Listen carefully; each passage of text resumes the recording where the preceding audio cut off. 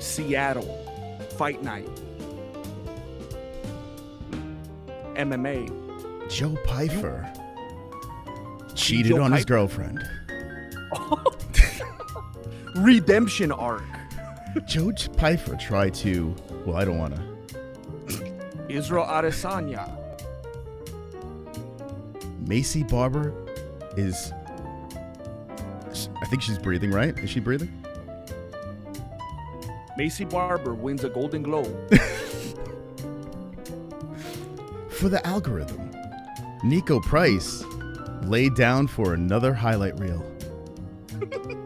UFC news, UFC show, UFC podcast.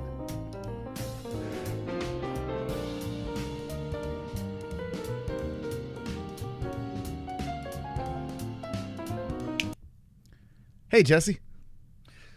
Hello, Moss. How are you today? I'm in a thankful mood right now. I feel like I kind of got a new lease on life. I was in the bathroom right before this, and I was looking in the mirror, and I thought that diabetes finally hit me, bro, because I was like feeling all blurry. I looked in the mirror and I couldn't really see myself. It was super fuzzy, and I got kind of a diabetes diet. Like, it's only a matter of time. Yeah. And I was looking, I was like, oh, snap. And then I realized somebody smudged up the mirror because I kind of leaned over and then it was clear. And then I'm like, I got a couple more years, bro. Oh, all right. I've always heard that's one of the symptoms. I was like, oh, no, it's finally hitting me. And then I went like this. I was like, there you are. Oh, shit. I wasn't supposed to do that. Yeah, I feel like I do the same thing where you're kind of testing the diabetes. You're trying to push it to the limit. Yeah. You're a big sweets guy? Yeah, man. I'm a sweets. I'm a salties. I'm a cholesterols. I'm a everything, man. I definitely have those moments where I'm like, I need a little Debbie. I'll be in a bad mood, or I could tell. Have you ever seen The Godfather Part 3? I got a terrible thing that I'm going to say to you. I love movies. Thank you. No. I love movies. I love mob movies. But I haven't seen even Godfather 1 and 2 in the full. I've just seen clips. Like, I've seen pieces. I got bored. I left. Yeah, dude. Okay, that's that. Man. Okay, I gotta watch it. I thought you were gonna say I've seen them. I hate them. They're garbage. And then you were like, nah, I haven't seen them. And I was like, okay, that's forgivable. But then you're like, I saw some. It was boring. So you just took me on a roller coaster. Yeah. Okay,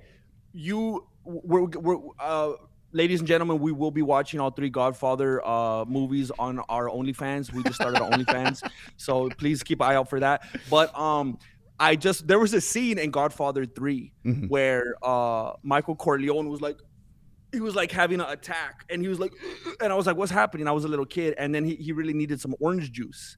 I guess he was like diabetic. Oh, okay. And I swear, like the way he acted in that scene, I feel like that sometimes when I like really need like a Pepsi or something like that. And I'm like, dang it, I got hit with that Michael Corleone. I think it finally crept up on me.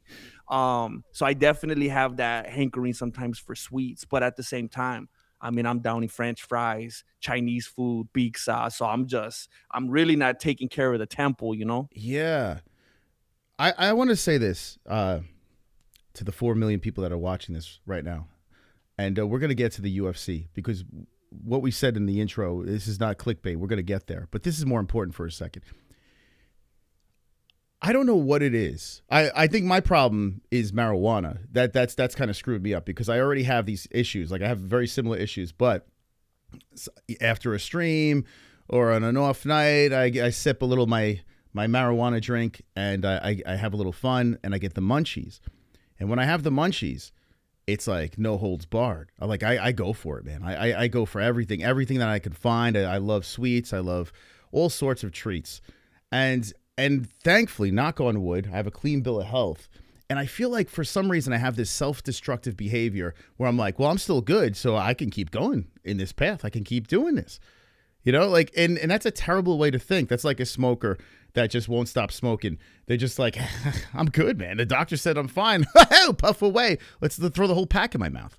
You know? Why do we do that? What do you think that is? We hate ourselves, or? I think people like me and you definitely tend to have a self-loathing type of quality. But outside of us, I think just like as a species, we do like to push the limits. We do like to, just like Merab Dvalishvili trying to take 9 fights in a calendar year. At some point you start to get this air of like invincibility, and you think, oh, I'm immune. I could do this. Until you can't. It always stuck in my beanie, and I used to make fun of him because I couldn't stand Robert Whittaker because that fool ripped off El Mero Mero. And I remember he was saying when he fought Adesanya, I think it was, he said, I was doing good till I wasn't. And it always stuck in my beanie. Like, yeah, that's like, man, how many things could that describe? Like, I was doing good till I wasn't. Man, we just got to start being proactive, preemptive and planning for these things. Yeah, Whittaker's he's a crazy bastard, man. He's like, the fact that he's going up another weight class, he's a psychopath. And it's weird because when you hear him like in a podcast or an interview, he seems like the most down-to-earth, chill, video game playing dad, like the coolest guy. But then, like, when you see him in that cage, he's, like, pounding on his chest, and he's all buff, and he's like, yeah, let's go. And that first fight with Izzy, he looked like complete horse manure. And then the second fight, he looked a lot better. And then he gets run over by Hamzat, little teeth caved into his head, and now he's like, let's go up another weight class. That's going to solve the problem. Psycho. Worse than our eating problem. I will never understand. Yeah, I will never understand that mentality. I'm always pushing for and begging for open weight classes. I think weight classes are stupid. I think anybody that pays any attention can see right through it and realizes that it's 100% about money. When you have more weight classes, you have more bouts, and then you can have more pay-per-views. And I said a while back, I wonder if Paramount could potentially change this, since now they don't have to rely on pay-per-views anymore. Can we make things more exciting and open up the weight divisions? But while they are there, I don't understand the mentality behind that and people thinking that's going to make any kind of a difference. But you do make an interesting point about Whittaker. He might be one of those dudes that is just so, docile at home and lives a certain, bland, vanilla type of life, and then needs to just let it out in the cage, and he weekend warrior kind of thing. It kind of makes me think of like Chase Hooper. I see that dude, and I don't know if it's because he literally actually does look like my dentist. Like, I'm not even saying he looks like a dentist. He looks like my dentist. And I mean, to be fair, I haven't been to the dentist in like 7 years, but I remember what the guy looks like, and he does have a likeness. And he kind of reminds me when I was watching I watched the Chase Hooper fight. I watched a few of them again this morning. Wait, is it that dentist? Is it the dentist that pulls guard when he does the X-rays? Because I think I might know who it is. No, I had a doctor like that when I was a child. Oh, okay. All right, forget it. Go ahead. Wait, there's a dentist doing it? I saw a Netflix documentary of some dentist that was like, he did something like that to like 200 people, and he got put away for a long time. It was really strange. Very strange. I saw he was like tugging people off the dentist chair, and he was trying to pull them into his guard. You remember that guy? Right. Yeah. There was this dude that was like putting people under, and like him and the nurses were in on it too. Exactly. It's like, because they didn't give you gas. They didn't give you gas. They just threw up a triangle, choked you out, and then they started working on you. I didn't experience that personally, but I think I saw the Netflix. That sounds like something that my lady would watch, to be honest. Oh, okay. Those stupid documentaries. You found the right woman then. She sounds like a psychopath. Why do women? Does she like watching murder documentaries? Does she like watching like those, or like Again, stuff like that? She likes watching. I had some conversations with my kids the other day. Yeah. I told them, hey, if anything happens to me, I wrote some notes for them. I put it down on paper. Not only does she like to watch those documentaries, she's trying to get some life insurance for me. I've been getting some weird emails and some people trying to call me to solidify my life insurance. So I had to have a conversation with my kids. If I go missing, if something happens to me, I want you to take this letter to the authorities. Has she been, I don't want to alarm you, but has she been filling the cabinets with a lot of Oreo cookies and treats? Because she might be trying to take you out that way. Yes. Oh, she's trying to hit me with the diabetes. Yeah, she's probably a lot of wives do this. I notice my wife's doing this. Like the cabinets are just, they barely can close. There's just a lot of treats in there. And she knows that in the middle of the night, I'm like Gollum looking for my precious on the counter. You know what's in that pantry? It's not just Oreos. It's not just double stuff. We got that mega stuff. She's trying to take me out in the early rounds. Bro. Yeah. I think they're all in cahoots, these ladies. I think they're all trying to take us out with sweets. It's the 2026 way of doing it. They're trying to take us all out so that they could embark on the Real Housewives of the MMA YouTubers, their own journey. That would be quite the show. I would probably watch that if I wasn't dead. I would probably watch that. We gotta patent that, bro. I just thought of that right now for the first time ever. That would be hilarious. No one else is doing that. Yeah, could you imagine like a show, right? All your favorite content creators, their significant other gathers together and has their own YouTube channel. Like that's great. Like there was an idea that I was thinking about. I was like, instead of having the fighters on, let me just talk to their wives. Like that's what and anytime I've had a fighter on, I said, hey, is your girl there? Like I always try to bring their significant, like I did that with Chase Hooper actually. I had his girl come on with him and I was just talking about sex. And Chase, they're kind of cookie cutter, like, so Chase was like, and the girl was laughing, this and that, and he never came back on. But anyway, you would think that he was into it being a dentist. I did it with Aljo too. I had Aljo's girl on and she was like covering her face. This was like, please tell me that you told one of them I'm in your wife's DM. They probably all think I'm trying to get with their girl. That's what they probably think. But yeah, I always thought it was fascinating what's going on with the other side of anyone, like not just fighters, but anyone, like actors or athletes or any YouTubers. It's kind of fascinating, right? Like what's behind that man? Because like especially a YouTuber, like how our heads are all scrambled and we're not working properly. Like there's something serious. Like to do this, there's something wrong with us. Oh yeah. And I could tell you right now, like she don't even have to be on the show. I could tell you right now what Marilena's life is. At all hours of the day and night, she's on Indeed.com trying to find a job for me, telling me, what are you doing with your life? She has a rolled up newspaper.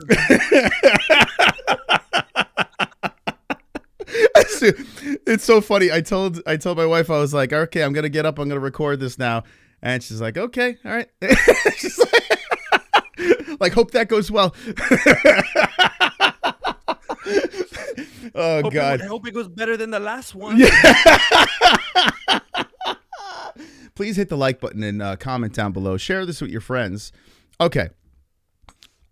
I was telling Jesse before we went live, I'm operating on 30%, like Kamaru Usman, because if you tuned into my fight reaction, I struggled getting through that, but I got there. I got to the finish line, and I was very aggravated. I was very grumpy, and I wasn't sure if it was because of the card or because I'm under the weather. Now, I'm better today. Yellow-green mucus. Not sure what that means, but I'm good. I'm alive, and I'm going to talk about what's above my head here, and I want to get Jesse's thoughts on this card.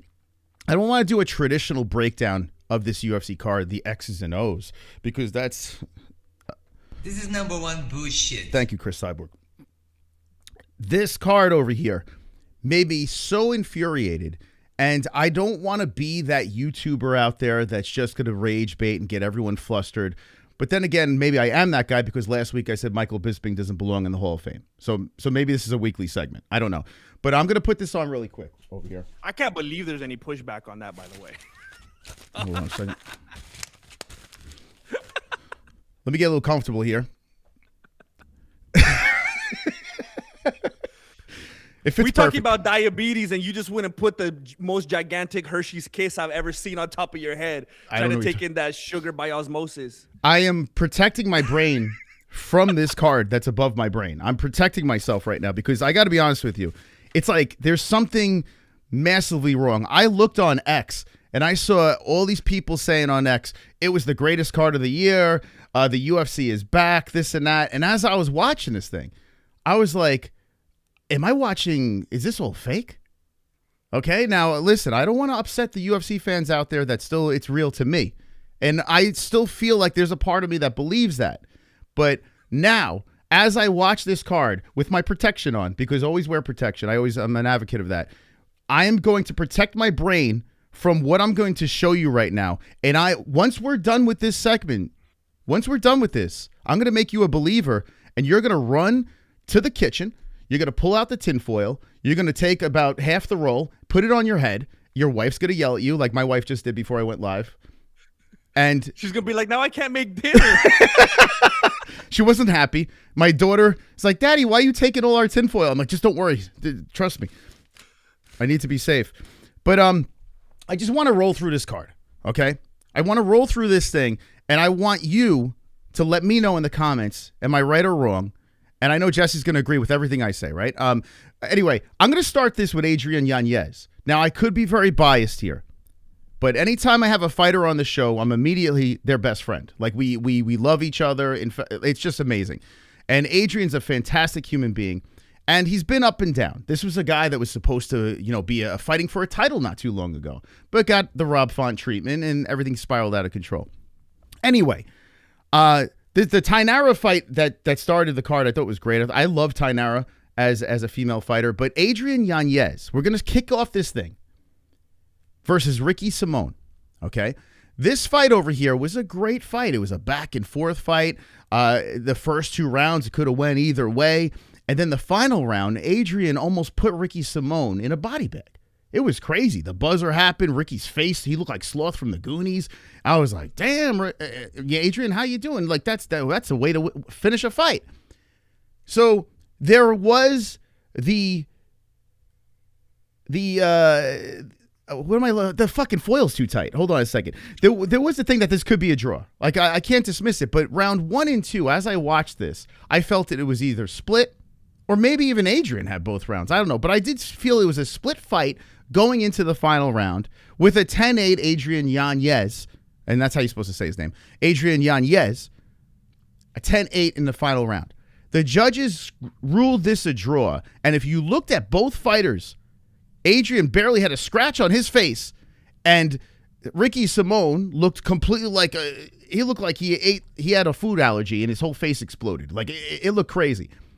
This is what kind of sets the pace for this card. A draw in a fight where Ricky Simón literally almost died. Now, listen, I've been saying this forever, put live scoring out there. So when we were going into that 3rd round, I was screaming. I was like, guys, I am so sick of this. I don't know what these judges are looking at. I just want to know the score so I know, hey, Adrian needs to put this guy down.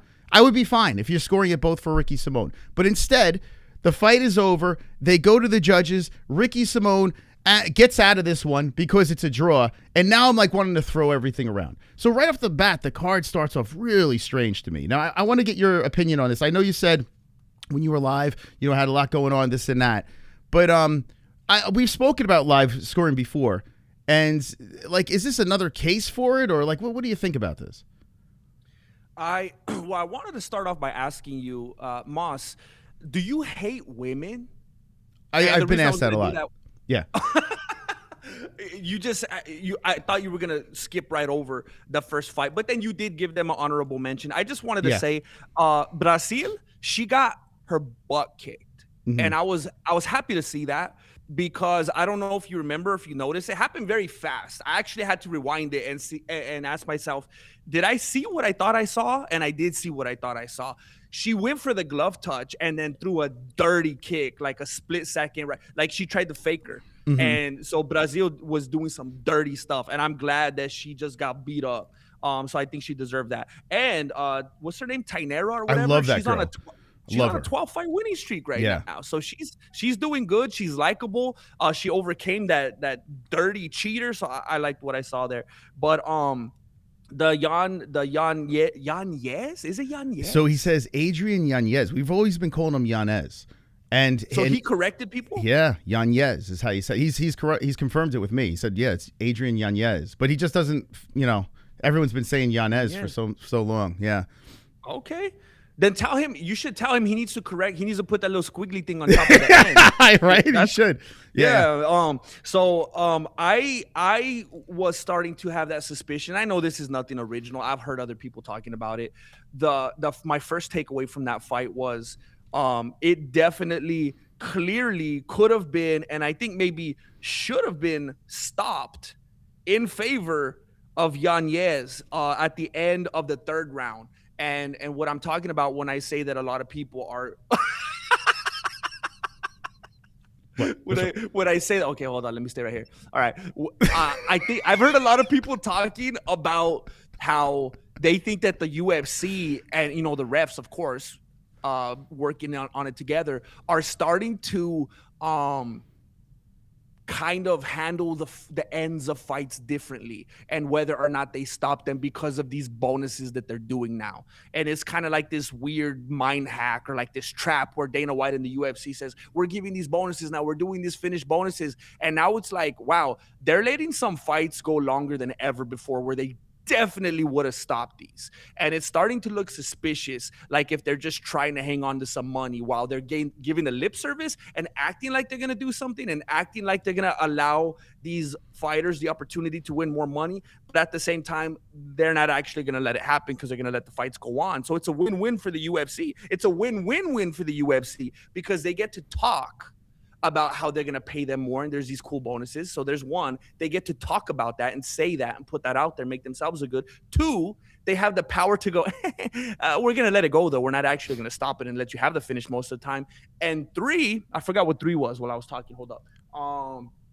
And three, now it makes for more exciting fights, because fans want to see people get brutalized, and they want to see it go on and on and on and on, and they don't want an early stoppage. So this is a win-win-win for the UFC. So I think it should have been stopped at the end of the third round with Yanez winning. However, it came to a draw.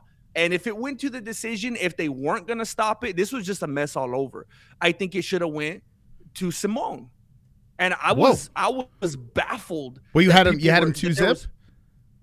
I personally did, and I was flabbergasted. I mean, 1-1, I could wrap my beanie around that. But when I started hearing people say 2-zip for Yanez, I was like, what is even in the corners? If you listen to the corner work when they're about to come out for round 3, Yanez's corner is like, bro, you need a finish. You need to, like, they knew where they were at. They knew it wasn't looking good. So when I started hearing people, I think there was one or two people. That's good corner work if they said that. That's great. That's good. It's good to hear that, because a lot of times they're like, oh, you're winning this fight, and they're down. Oh, yeah. So it could have been some of that manipulation where, you know, maybe from a lot of people's perspectives, it was 2-zip Yanez, and the corner was just being very smart. But the body language and what they were talking about was like, bro, we need to finish this. We're not safe right now. It's not, you know, let's not be comfortable. But I think overriding that, it should have been a stoppage for Yanez. It was so close. Yeah, it was so close. Yeah, maybe something needs to be changed. I mean, when you got a guy that beat up, you know, after a couple of days of digesting it, I mean, I guess I could see it. It is fair that it could be a draw. Like if that third round happens and they didn't give him a 10-8, and then it wound up Ricky Simone hand raised with his face looking like that, I really would have lost my mind. But in the night, like, I was asking the chat, and everyone was saying 1-1, 1-1. A lot, like, majority was saying 1-1. And if you look at the media, which, I mean, who cares about that? But a lot of times they throw it out there. They have, like, the media live scores, and everyone was saying, hey, Yanez won that fight. So you go to the distance, you know, these things happen. They happen a lot. And I think live scoring will change this, because then we'll stop saying, we won't argue as much, because we see what the score is. Like, this is what the judges are saying. Whatever, you know, the only thing we could argue is the final round, really, because it's like, that's the unknown. But I mean, everything else is like, okay, this is the actual score. Adrian actually needs a finish, and you can enjoy it. Like, you can enjoy it so much more. I don't know how. I mean, how do I get through to the UFC? I mean, I have Dana White on speed dial. Maybe I should call him up right now, but no, I don't want to flex. But if, I mean, there's got to be some way where we can get it into the UFC's head, saying, let's just get this live scoring so we can avoid all this. Or maybe they just want it. Maybe this is what they want. Everyone just complaining. It kind of, yeah. And I believe we briefly touched on this the last time, you know, on episode 2, where I think the UFC kind of thrives off of this. I think they like people being angry. I think they like people posting about it, complaining about it. I think they like the drama. Dana White is quadrupling down on, hey, you guys are losers, don't watch it, you guys are crybabies. Like, he's the heel. He's literally, it's not even Vince McMahon fighting with Stone Cold Steve Austin. Dana White is beefing with the fans, with the actual audience. And he's name calling and he's talking down to them and basically riling them up. He's provoking them. And I feel like it's in their best interest because like you just said right now, it makes us argue about this. It makes us go back and forth and talk. And if we had the live scoring, I feel like it would be more peaceful. We'd understand it. We'd be able to deal with it. And they don't want that. It's too calm for them. They like the mayhem. And little do they know that we'd still find a way to argue about and complain about something. That's just how we are. You know, like we would still find something. And people would still debate, you know, the scoring. But at least for me, it would give me peace of mind where I can be like, okay, at least I know what's going on. When you got guys like Aljamain Sterling, and finally he's starting to speak up more and more about this. He's probably the worst person to speak up on it, considering a lot of people hate him. But but he is saying, I don't even know what I'm watching. And it's like, I've been saying this forever. It's like, as a fan, I don't know. If fighters don't know what they're watching, what are we watching? Like, I think eventually they're going to have to change this. We're still in the infancy stages if it's only been around for 30 years. It's still very young, this sport. So I truly believe that live scoring will be inevitable. I think eventually we're going to have to see this. Or they're going to have to make a massive overhaul in how they score these fights. One or the other. Something has to happen. Because once Dana White is gone, because you bring up Dana White, I love Dana White. I really do. Like, I love him and I hate him at the same time. Like, there are times he says things, I'm like, what are you saying? You're an asshole. And then there are other times I think to myself, when he is gone, I don't even know if I want to watch anymore. Like, he's hilarious. Like, him saying all this stuff about the AI and everything, I'm laughing my ass off. And I'm starting to realize this is WWE, man. This is a show. Like, Dana White is like 50% of what I love about the UFC. Like, I love the fights, but I love Dana. I listen in on Dana. I go back afterwards and listen to him talking to the media and riling everyone up. When he's gone, 50% of that is gone. Now we're left with a product that is flawed. And that's how you know when it's real love, when it is accompanied by hate. Because it's like the classic, it's a thin line between love and hate. That's exactly. Yeah. When there's no hate involved, the moment indifference enters the chat, it's over.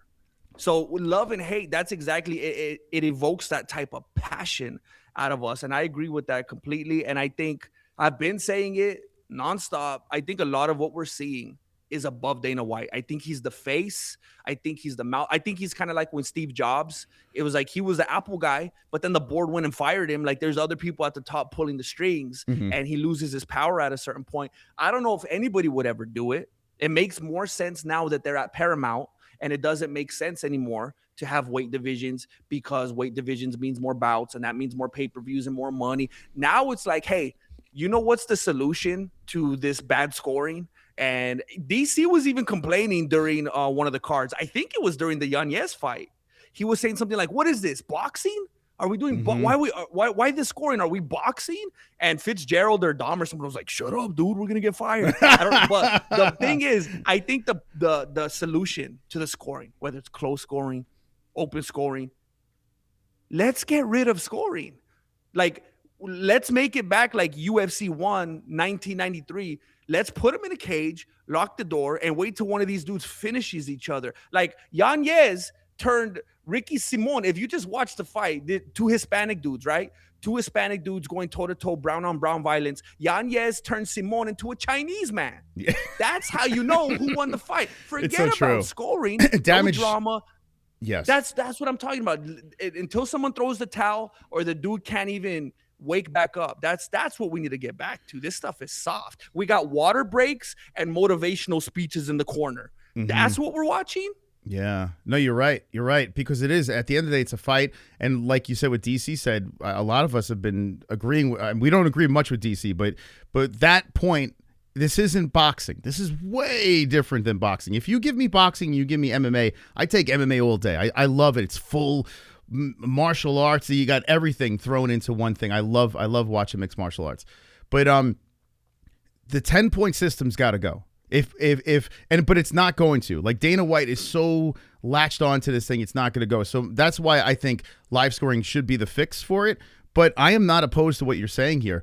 The problem is, a lot of fans would flip out if they severely change scoring like that. Like the people that are like big. There's going to be people that push back, I think, a lot. But then again, people probably go push back at live scoring as well.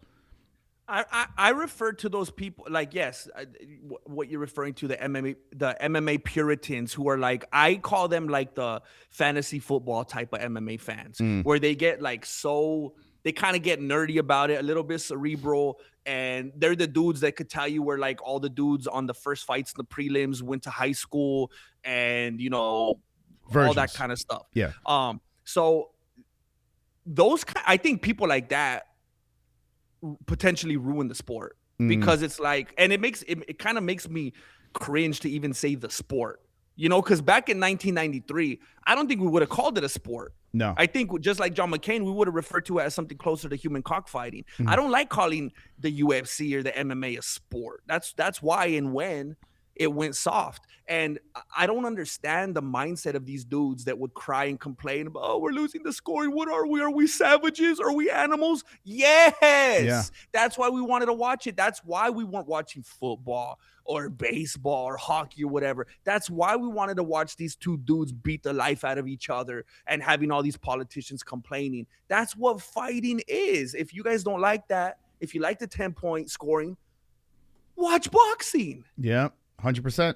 Well, I mean, they're having this on the White House lawn. Like, I mean, this is literally like we're throwback to the Coliseum, like off, like where the thumb goes down and you take them out. Like they're going to throw like that. This is some vintage ass shit here. They've been doing this for years. Humans getting in there and battling. That would be crazy at the White House card. If we're just like chilling, we're like, oh, this is a normal card, whatever. And then whatever fight, let's say it's the first fight or whatever, out of nowhere, Donald Trump comes out. And it's like, that would be crazy. But tell me you wouldn't want to see that. Like I would, I mean, Oh, heck, absolutely. That's where I separate myself from everybody. I always tell everybody unashamedly, like, hey, this is what I'm here for. The freak show. I want to watch celebrity deathmatch. I want to watch Oprah Winfrey fighting Cain Velasquez. That's what we're here for. We're not here to see this gentlemanly thing and you know, these dudes showing up in suits and stuff like that. It's supposed to be deep, dark, underground, something sketchy's going on. Yeah. I do feel if there's a higher power, I believe that we're going to be judged for what we love to consume within mixed martial arts, because it is two people. I don't know about you, but I think we are. Oh, hold on, let me tighten up this hat over here. I think about it a lot because there's sometimes, like especially if I watch BKFC. I don't know if you watch BKFC at all, but that is, it's wild, man. It's wild. You're making me feel convicted, Moss. Yeah. We got to be judged by what we support and what we promote, because I mean it is pretty savage, and I'm willing to roll the dice just like the diabetes. I'm all in. So I don't know about you, dude. I am conflicted right now. I am conflicted. You know, the 10-point scoring system's not that bad, Moz. What are we doing here? All right, well, let's move on. There are two fights, okay, that happen afterwards, and I know a lot of these breakdown videos. When these people do these videos, they sit there, they spend an hour on each fight. Everyone wants to blow their brains out. You know, it's like this whole thing. It's rinse and repeat. So I'm going to try to keep the pacing good. And if we do stay on a fight too long, know that you're going on a roller coaster ride that you can't get off of. We're not going to let you off this roller coaster ride. So be warned. But I love Navajo Stirling. I think this guy is going to be very special. I think he might be gay as well. Everyone in New Zealand is gay. So I have a feeling that he might be a gaylord. Gaylord. I was thinking, dude, when I was watching that fight, when I saw him come out, no pun intended, when I saw him come out, and then I was thinking of Adesanya, and then I was thinking of Dan, I was like, dude, is there something in the water, bro? Something about New Zealand. What's going on? I know from my community, the New Zealand people are badasses. They're the coolest, most supportive people out there. But they may have had a dick in their ass. Possibly. I don't know, because it seems like, or maybe if you are a mixed martial artist, maybe that turns you gay in New Zealand. Maybe it's the combination. Well, maybe they're like, they might just be like the ultimate, like, what do you say, like the highest form of LARPing, or like being maybe they're like method actors. Maybe they're like method fighters. Oh, method like, actors. Oh, what's that? Meth head actors. Well, you know what I've heard. Haven't you heard that that's like the gay drug? I used to know a lot of homies that remember back in the day, that you can't say that anymore, but back in the day, that was like, they would say, oh yeah, the homies on meth. They'd be like, oh, the gay drug? And they'd be like, oh yeah, that one. Do you remember those days? I don't. You know, I learned about meth through Breaking Bad, so I was a very sheltered young man. No way. Dude, you got me for half a second. You got me. I don't know what that is. What is meth? What is it? Does that make you gay? I mean, as from my life, it's just observational skills, nothing, firsthand. Okay. But that's what they used to call it, like back in the 80s and 90s. What did they call it? It was the when they used to call it crystal. Oh, yeah. Drug. Anyway, maybe they're like trying to go back to the roots, no pun intended, where like back in the early days in like Greece or wherever, all the dudes were like together. Grease the movie? They were kind of like, what's that? The movie with Travolta?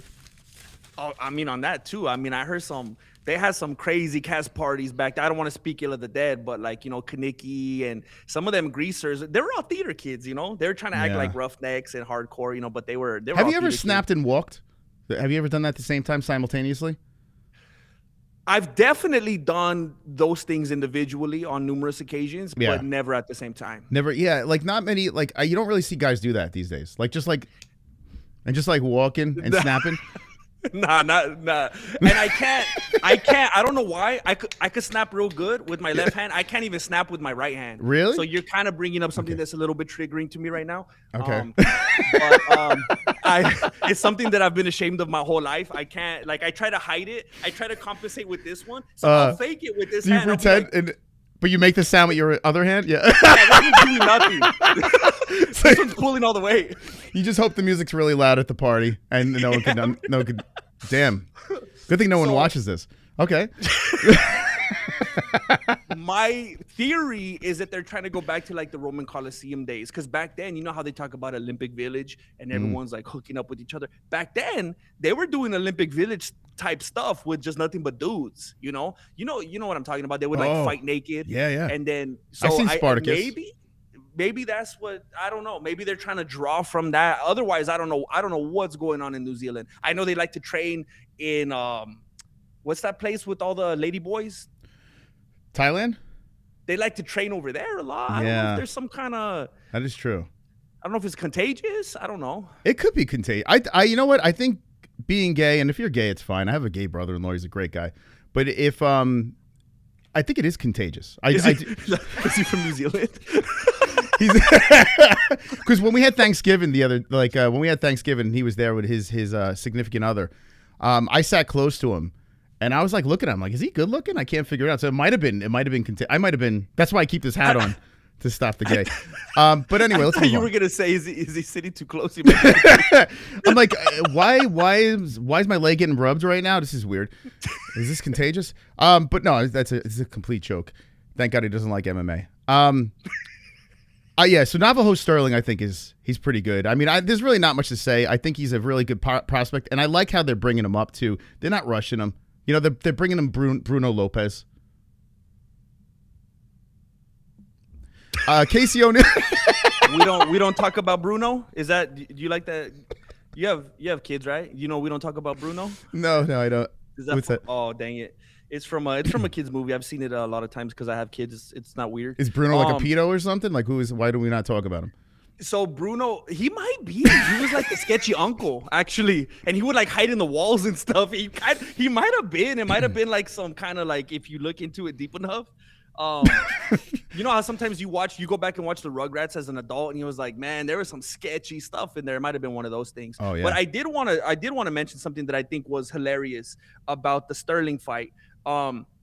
That's the fight, right, where Dominic Cruz, as a commentator, as a paid UFC commentator there to be a professional and do a job and commentate on the fights, that's when he used the platform to complain about Keith Peterson and say, oh, I wish I had that much time. I wish he gave me that much time. Yeah, the chat was telling me that, yeah.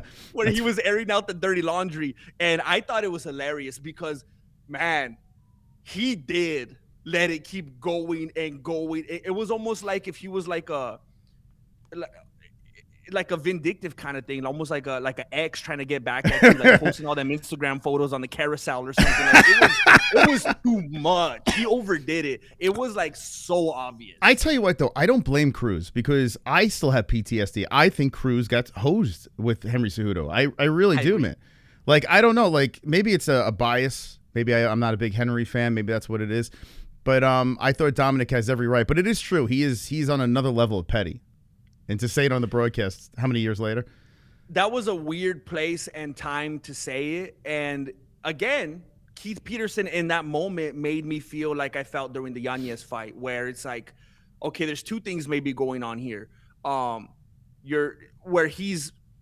don't know, like this would be a high level of really trying to be petty and get back at somebody. And you could probably get fired and stuff for it. But it was almost comical how long. I mean, we call him no nonsense. There was definitely some nonsense going on in this fight. Like the fact that he let that go on as long as he did right in front of Dom's face. Mm-hmm. But not only that, again, the bonus thing. Like, dude. Yeah. Could you be more obvious? So, yeah, it was crazy to witness that. It should have been over. I tell you, so it's funny. So I have an opposing take. When he was doing that, I was screaming, this is how you ref a fight. Right? And then everyone was bringing up the Dominic Cruz thing in the chat. I love it. To circle back around to I just want to see violence. I want to see a guy or a gal get every opportunity to come back because I think of all the epic comebacks down the road. If a fight is stopped a little prematurely, like the Chase Hooper fight, I can't. I want to literally rip my tinfoil hat off, shove it into my eyeballs. I can't stand that. Like, I'm here to watch carnage, man. I'm not here to watch boxing where you're getting the 10 count and all that stuff. I'm here. You give that fighter every chance. He signed up to get a beating, and give him an opportunity to come back because some of the greatest comebacks have come from that. Like, fighters gas out trying to finish another opponent. We go into another round, and all of a sudden. So I thought the stoppage was perfect. You can say it went a little bit long, and probably other refs would have stopped it a little earlier. We'll go later on the card. We'll find that. But I didn't hate the stoppage. I have to add addendum or whatever to this then based on what you just said. I agree with you because going back to what I was saying earlier, let's not even do scoring. Let's not end the fight until someone throws in the towel or a dude's dead. Yeah. And so so I have been conditioned I suppose, as a MMA fan to have a certain expectation. Oh, this is what it looks like when they stop the fights. So it's like they do that over and over and over and over. So then when they let it go like to this length, it's like it can potentially be annoying because it's like, hey, where's the bar then? It's not consistent. The inconsistency is what bothers me. If it were up to me, I would say, hey, get the dude out of there. Just have Big John McCartney stand there and kind of manage, okay, do I see a towel being thrown in? Or when a dude actually does give up, I'll intervene. But yes, to me, the frustrating thing is the inconsistency. And it's like, hey, if you're going to let it go that long, let them all go that long. Because, yeah, you're right. And we'll get to that. The Chase Hooper one was way too premature. Yeah, okay, good. So the Casey O'Neill one, great win for her. I can't stand her. I think she's terrible. But I see a Jocelyn Edwards kind of mirroring here when I see Casey O'Neill. I thought Jocelyn Edwards was supposed to be just exile her from the UFC. I thought she was terrible. I thought she looked like Denzel Washington. I was like, get her out of here. But this Casey O'Neill, she started feeling like the same thing, and now she's on a 2-fight win streak, and she finished Favelas. So I guess I got to get on the Casey train. I don't know. I was disgusted by this. I'm like, oh, God damn it, she's winning now. I don't know what it is. And I thought it was interesting when you started off the way you did. And I thought, I wonder if this is something a lot of people feel. I think she's kind of obnoxious. I don't know why she just goes against the grain for me. I really don't like her. I don't like her voice. I don't like her face. I don't know what it is, bro. I'm not a Casey O'Neill fan. It's the weirdest thing, right? There's something about, you know why? Because she looks like Paul Craig. I spoke about this on air. I'm going to speak about it over here. Take a look at Casey O'Neill, okay? She's the Bear Jew. She's the Bear Jew That's Paul Craig. That's what you put a beard on her. You put hair plugs on the top of her head, right? You see Paul Craig or no? I do. I see Paul Craig, and I see a little bit. I see a little bit of Max Holiday. You do? Yeah. You don't see. Oh, hey, I see a little bit of Max there. She doesn't. Oh, you gotta see it. I definitely see some Max there. How do we do this? There you go. She's in her blessed era. She looks better. Actually, can I put a beard on? All right. Anyway, that's weird that you feel the same way about her because I think it's an unpopular opinion with Casey O'Neill. I've seen a lot of I've seen a lot of simping for that girl, and I don't get it. I think because she comes off as a little like I'm gonna dominate you kind of girl. Like I'm gonna tell you where we're having lunch. You know, she kind of has that kind of abrasive kind of like take. And I think a lot of dudes like that. They like to be. I don't know. Yeah, strong women are annoying. I agree.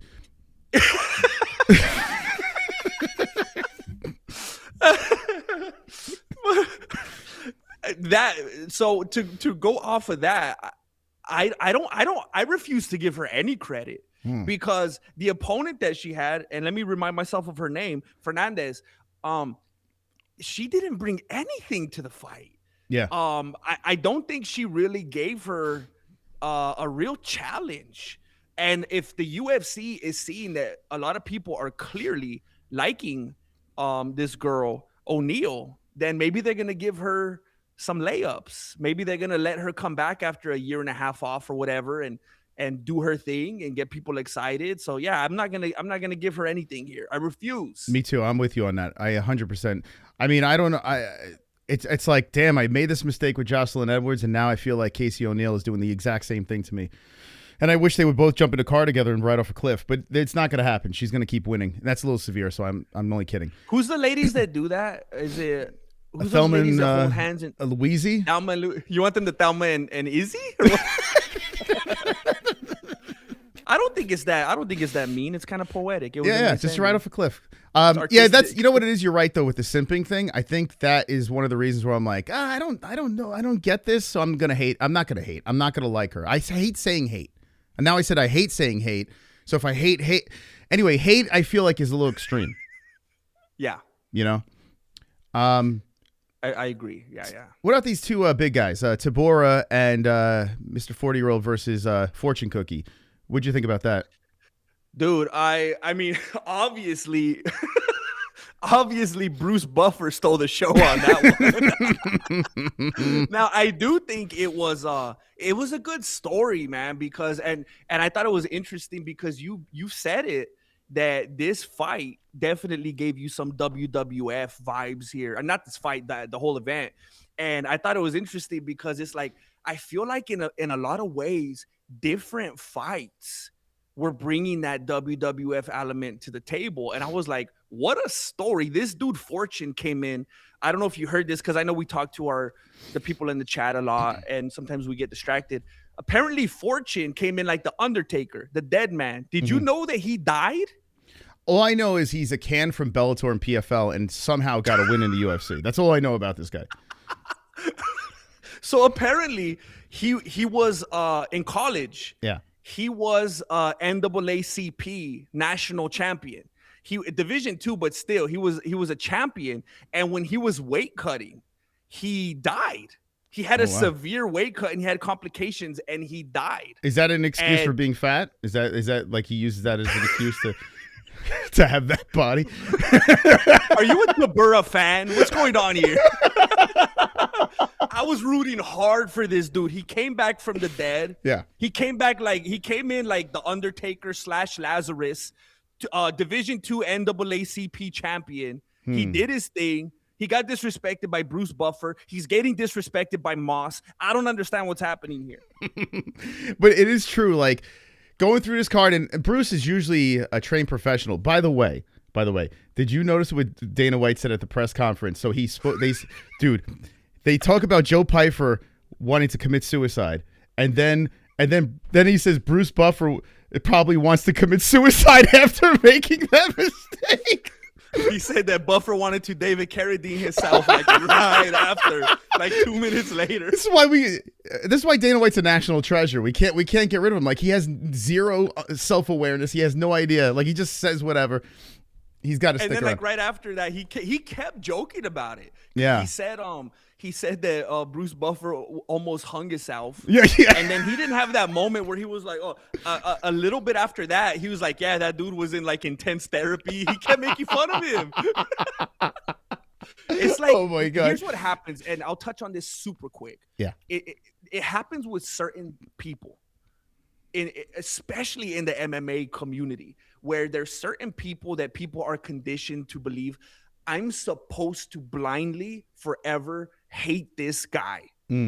And there's different people like that in the community, and people are just always harping on Dana. He's a bad guy. He doesn't do this right. He does that wrong. He's a villain. And they don't realize, like you were saying, how much they're going to miss him, and how maybe unintentionally, but still how funny that dude is, how entertaining he is to have in this community. Like, yeah, it's it's hilarious. Yeah, when he's gone, I'm telling you, man, it's going to be – that's when we can start talking about his UFC dying. I think that's when we have that conversation, because I don't know what they're going to do. Imagine Hunter Campbell.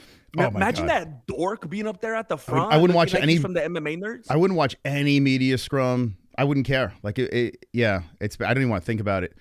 Hopefully I die before Dana White retires. That's what I'm hoping for. That's why I'm eating all that sugar. Let's move on. By the way, that's another thing. Tinfoil hat. Like, I think Bruce Buffer read the wrong script. I think the script was already there. I think he read the wrong script. I don't even think he screwed up. I think they handed him the wrong script. Like, it got fucked up. This is what I'm saying, man. Like, there's pieces to the puzzle, to this UFC card, where you could say, I mean, we're going to get worse. It's going to get worse because Chase Hooper's coming up next. But there's a lot. This card had every single way where you can throw the tinfoil hat on and say, I mean, we're talking fouls, bad judging, bad reffing, bad scoring, like they're saying the wrong person won. I've never seen a card that had all this stuff on one card. It's like forcing in our face. Like, I'm telling you, it's fake. So there's definitely things like that happen. Like I think the biggest one is The Simpsons, when it's always just blatantly in our faces. Hey, we're going to show you something that's going to happen in the future. And then it happens. Yeah. But that happened. I saw some YouTube video not that long ago of there was like some band, and they had like a song. Like the band was called like September or something like that. And like they had a track that was like, I can't remember. It was like, maybe the band was called like 2001. Is that when it happened? The Twin Towers? Man. Well, whatever. Let's say it was 2001. I had PTSD from that. How could you forget? You're not supposed to forget. Yeah. You guys forgot. But it was like a certain band name, and then like the track was like 9 minutes and 11 seconds, and then the album was called September, and all this weird stuff. And it was like a year before September 11th happened or whatever. And there's always stuff like that in the movies. That's a very interesting point that you bring up, and I always talk about it. I'm terrible at betting. I don't understand how betting works. It's very confusing to me, but that goes hand in hand with the non-open scoring, and that's crazy that they may have multiple scripts depending on how the betting changed, and depending on if there wasn't a finish, and they have even the slightest ability to manipulate things, going one way or the other might be more in their favor. Like, again, I don't know enough about betting to know, but that kind of makes some sense, right? Them being able to manipulate that depending on how things went with the money. I don't, especially with Dana being pulled away with the Zuffa boxing and all this stuff. You notice as Dana gets more distant from the sport, we're starting to see more things that are suspect. I think that other people are in charge right now. I think there's a lot of weird things going behind the scenes with betting, especially. You see the FBI getting involved in all this stuff. And I'm not the biggest conspiracy guy, but I'm getting old, so I feel like I'm supposed to be a conspiracy guy. I'm not the biggest conspiracy guy with the tinfoil. Oh wait, is that still on?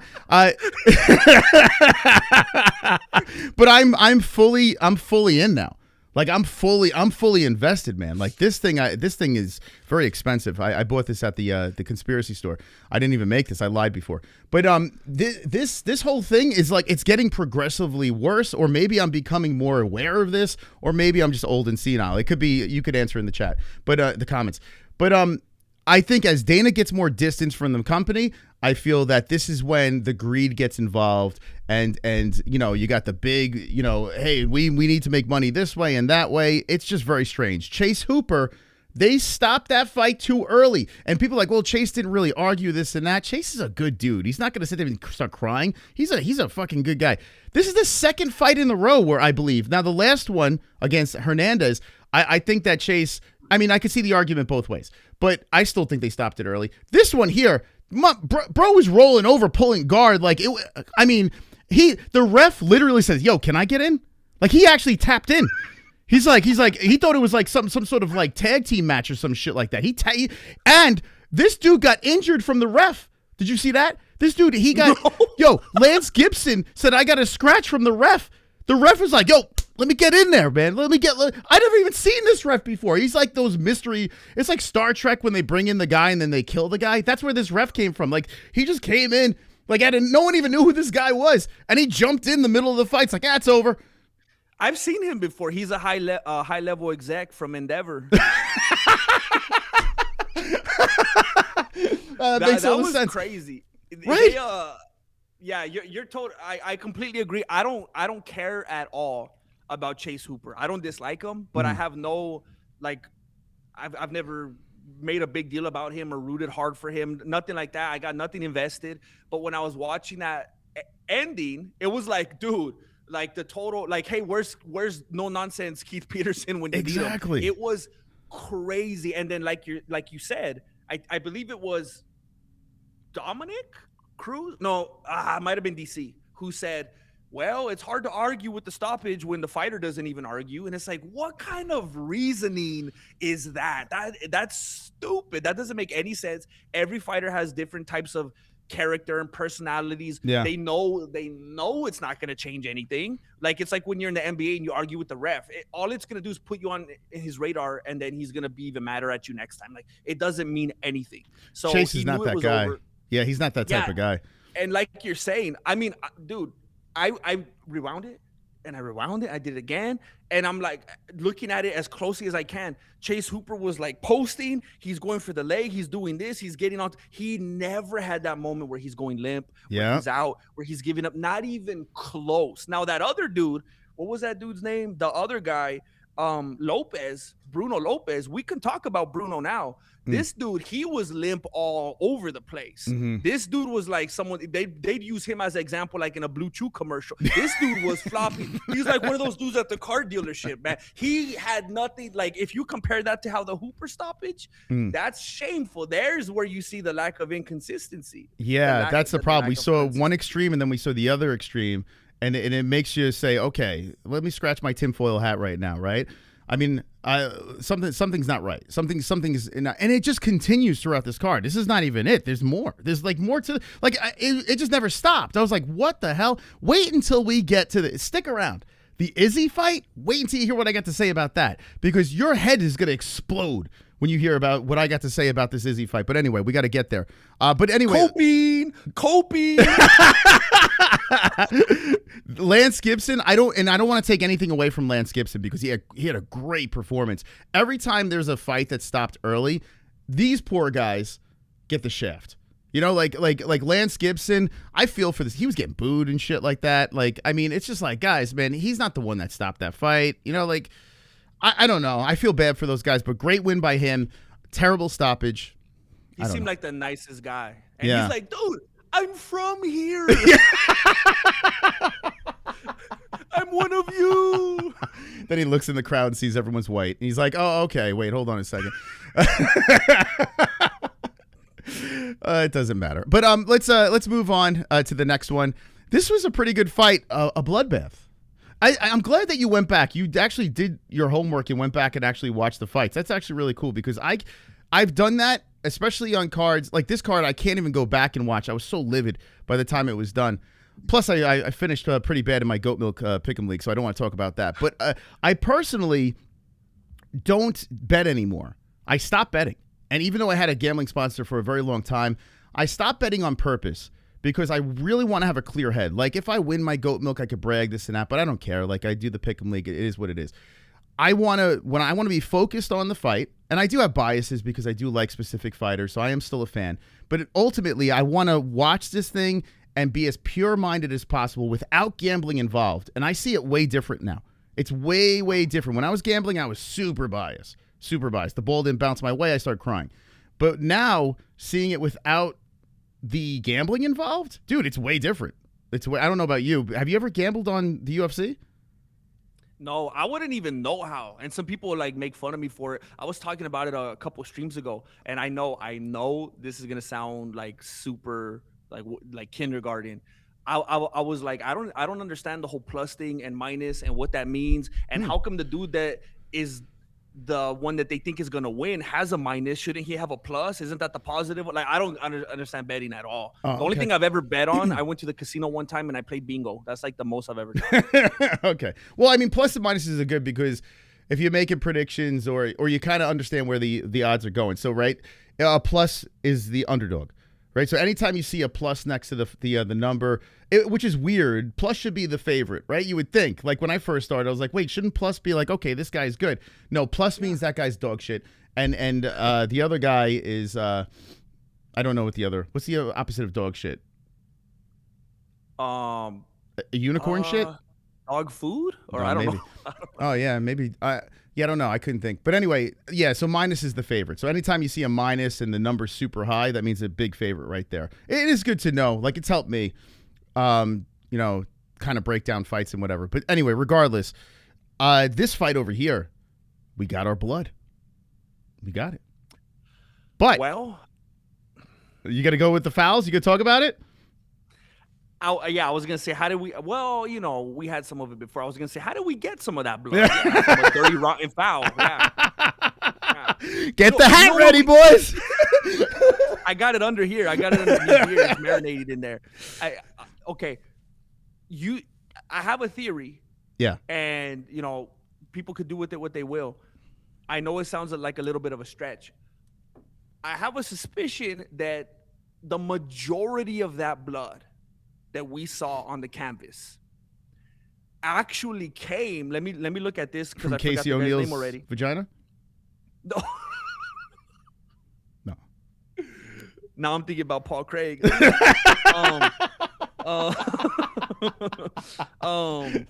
What's his name? Musayev? Okay. In my opinion, the majority of that blood came off of the fingers of Musayev when he was holding for dear life onto that cage. His fingers almost fell off. All his digits were hanging on by a thread. And I think that, even it's hard to get man, are they company, man? It is hard to actually get the commentators to call out some dirty stuff like that. I don't know how often in my streams I'm calling out, what the heck? This dude's grabbing on the cage. He's doing this and that. His toes are in the cage. And every once in a while, the commentators will kind of mention it, but not even close to the level at which they should. And even the commentators mentioned it. And DC even brought it up like 3 times, even like way in the last round. He's like, you know what, guys? I'm sorry. I know I keep talking about it, but I can't get over it. That cage grab was crazy. Like, that actually made me feel good that he did that. Good. Yeah, but it was insane. And again, like you said, I watched all the fights again this morning because I wanted to be like, you know what? I missed some of it. I was talking a lot with the chat. Let me go through it with the fine-tooth comb. The dude... Did you used to watch WWF? Did you ever see when the Ultimate Warrior would grab on the rope and go like that? That's what the dude was doing to the cage. Can you do that again real quick? Hold on, let me. It was crazy. Wait, I need a closer. Here, guy, do that again real quick. I lost my headphones. That's what Musayev was doing to the cage. It was crazy, God. Man. The headphones came, dude. That is. Can we do that every week? Can we get like one moment where you actually perform that, because that's a thing of beauty.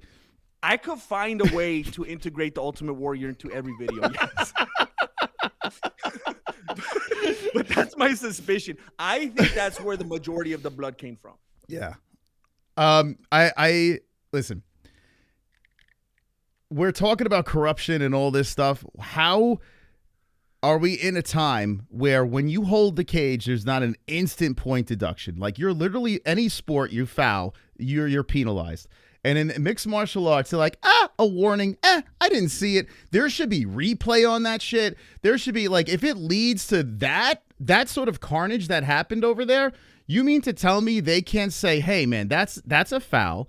We're going to deduct a point. We're going to reset. We're going to, disqualify. I don't fucking know. Like, if it leads to that type of a fight, it doesn't make any sense. Or you can just make everything legal. Like you said before, it's a fight. You can grab cages. You can do whatever the hell you want. You either make it legal, let them blast each other, no more grounded opponents and that stuff, soccer kick, have a blast. Or if you're going to make it a sport, penalize instantly. Nut shot, eye poke, cage grab, take a point. That's it, you know? They're trying to have it both ways. As you were talking, you made me think of what I was originally saying before, and then you went ahead and said it yourself. Yes, either penalize them, take the points, do what you're supposed to do, or, hey, get rid of them then. Yeah. Anything goes, no holds barred, go for it. But they're playing that weird in between, and this is another thing, and it made me happy that he brought it up and he wasn't going full shield. DC was saying, you know what? This is not cool. The dude was grabbing on. Not only did he just grab on it, because every once in a while the dudes are grappling. They're on the canvas. Someone's by the cage. They can't put their toes in it. It kind of seems arbitrary. Didn't even do anything. This dude was about to get suplexed, and he just tugged on that thing for dear life. Avoided the suplex, and then found himself in a superior position, which led to that crazy elbow, which opened the dude up, and the headbutt. So him grabbing onto the cage allowed him to avoid getting slammed and put into a bad position, and it allowed him to get into a good position, land the big elbow that changed the course of the fight, and land the headbutt, all because of that cheating. Yeah. So it's like, yeah, do something about it or get rid of all of it. But again, what are we doing now? Now we're here talking about it, and the UFC wins again. Yeah, it's got to be for the conversation, for the podcast, for the social media, for the yelling and screaming retweets. It's got to be, which honestly will push me away. To be honest, like, I think a lot of fans are going to get disgusted by it, because it's like when you start watching something and it's just like, man, there's an easy fix for this. Why are we not doing this? They said they were going to fix scoring, they were going to fix the ranking system, they were going to fix this. They always promise shit, and they never go through with it. Like, it's nuts. Like, everything. They focus on the wrong things. Have you seen lately what they're doing to Laura Stanko? They got her dressing from the Hillary Clinton line. Did you see what they've done? It's crazy. She comes out looking, every event funny. She comes out looking in her zoot suit, looking like a pachuco. I don't know what she's doing. You know what's funny though? She has this suit on, and then like the camera cuts away, it cuts back, the jacket's off, and the tits just like boing. They're just it's like a jump scare. Wait, are you talking about DC? Yeah. Oh man, fingers crossed, hopefully. But no, I just noticed with Sanko, it's like all of a sudden I had a thumbnail once on my second channel where it was just Laura Sanko's breasts, and it was just like, because she had the jacket on, she looked all Hillary Clinton, and then the next scene they cut back to her and it was just like, I'm hot, and it's just like boom, just a necktie, it's hidden between the fake breasts. And I jerked off 4 times to it. But anyway, I mean, other than that, let's move on.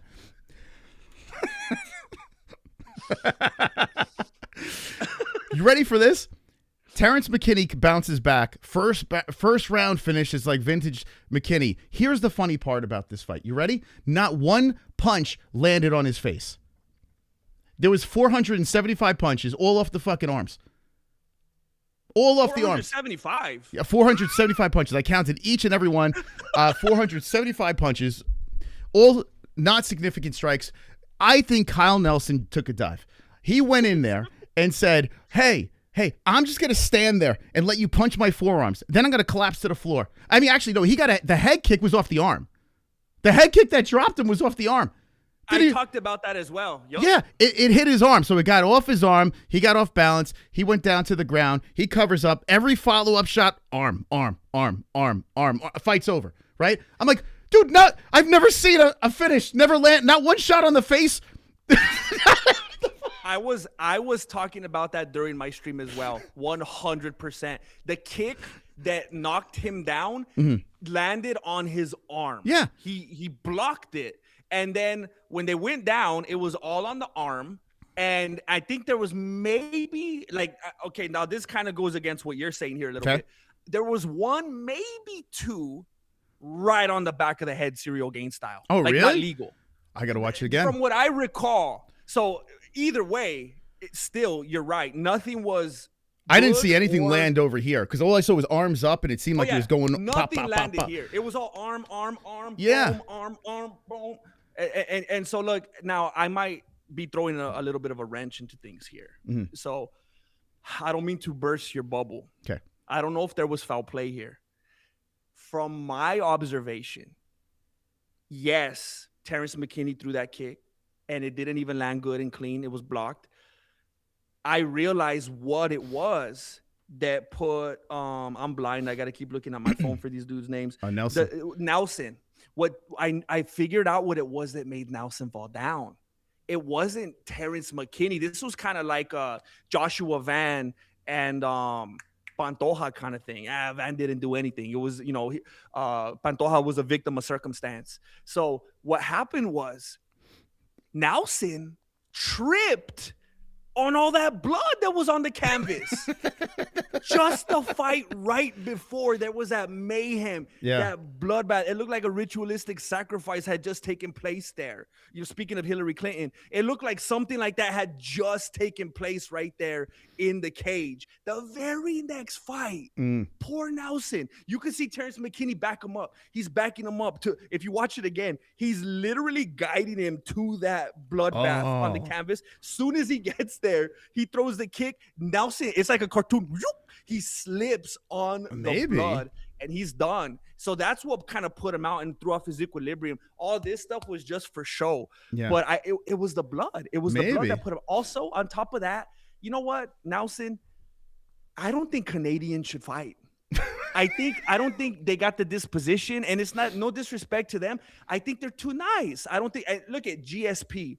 The most dominant Canadian of all time. Some people say he's the greatest, but everybody complains boring, mild, safe. The dude didn't even want to fight. Remember? He's the champion. He's like, I don't want to fight. I just want to go play with aliens. Like he had a tender heart. He wasn't about that savage life. Yeah. So I don't think Canadians should fight. Yeah, you're right. They shouldn't fight. They shouldn't vote. They shouldn't send anyone over here to America because we get like Bieber. Actually, Tom Green's great. Oh, Norm Macdonald's Canadian, right?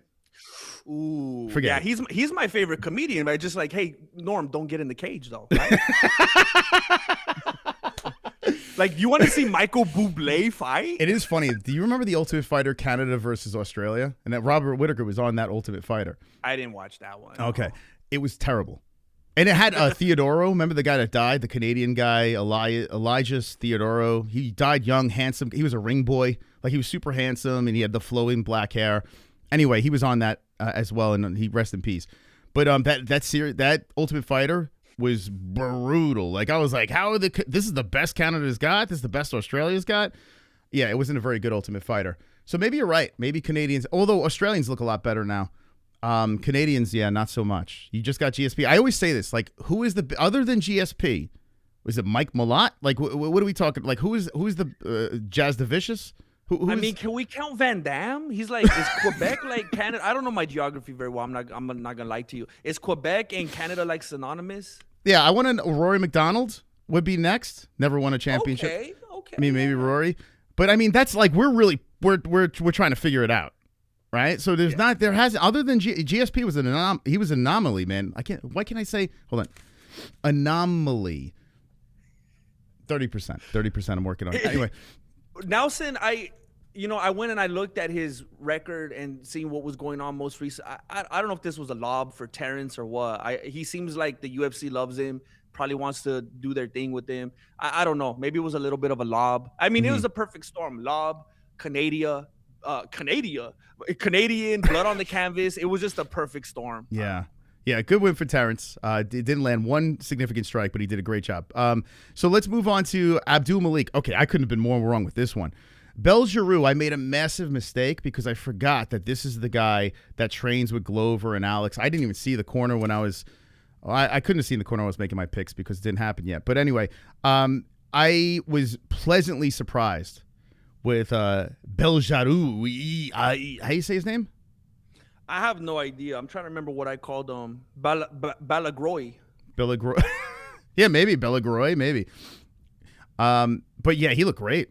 Like he's scary. You know and to finish Malik, he looked like his style looked like Pereira, but like if Pereira had a higher fight IQ. He seemed like he moved better than Pereira, and like he was more well-rounded and made better choices. Pereira, and I know a lot of people might not like to hear this. I know he's the darling of the UFC right now, but I've been saying for a long time, I think Pereira gets as far as he does and does as well as he does because of intimidation. He has this aura to him, and that, I mean, so much of fighting is right here, whether you're Pereira or his opponent. And he comes in and people have a certain image of him and it gets in their head.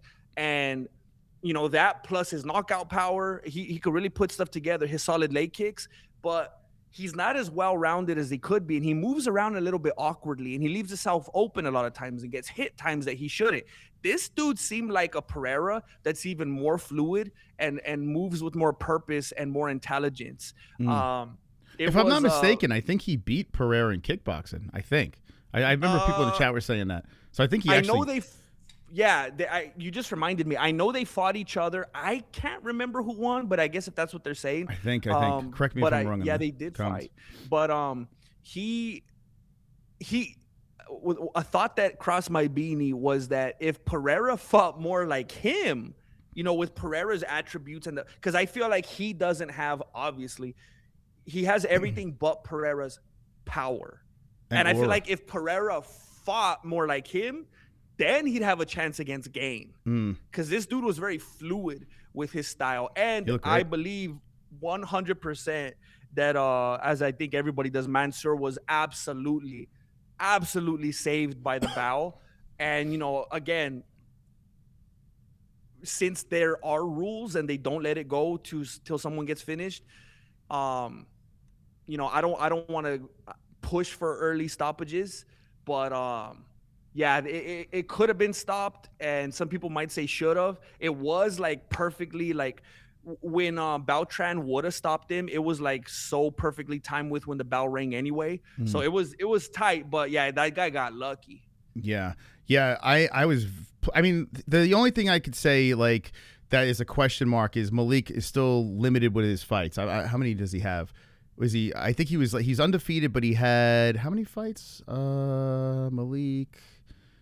So now he's 9-1, right? So we're talking about a guy that was a big hype, but still really green. So that's if I had to say the only question mark, like I truly think that this guy Yousri is good, but there still he needs to fight some guys that have some more professional fights under their belt to really gauge how good this guy is. Given Malik his first loss and knocking him out, his first knockout loss, I mean, very impressive. I do need to see a little bit more.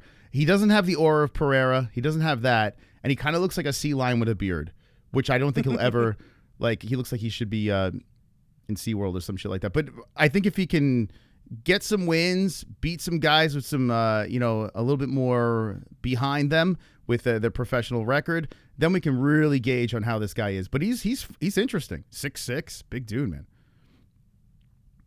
Anyway, I'm going to move on.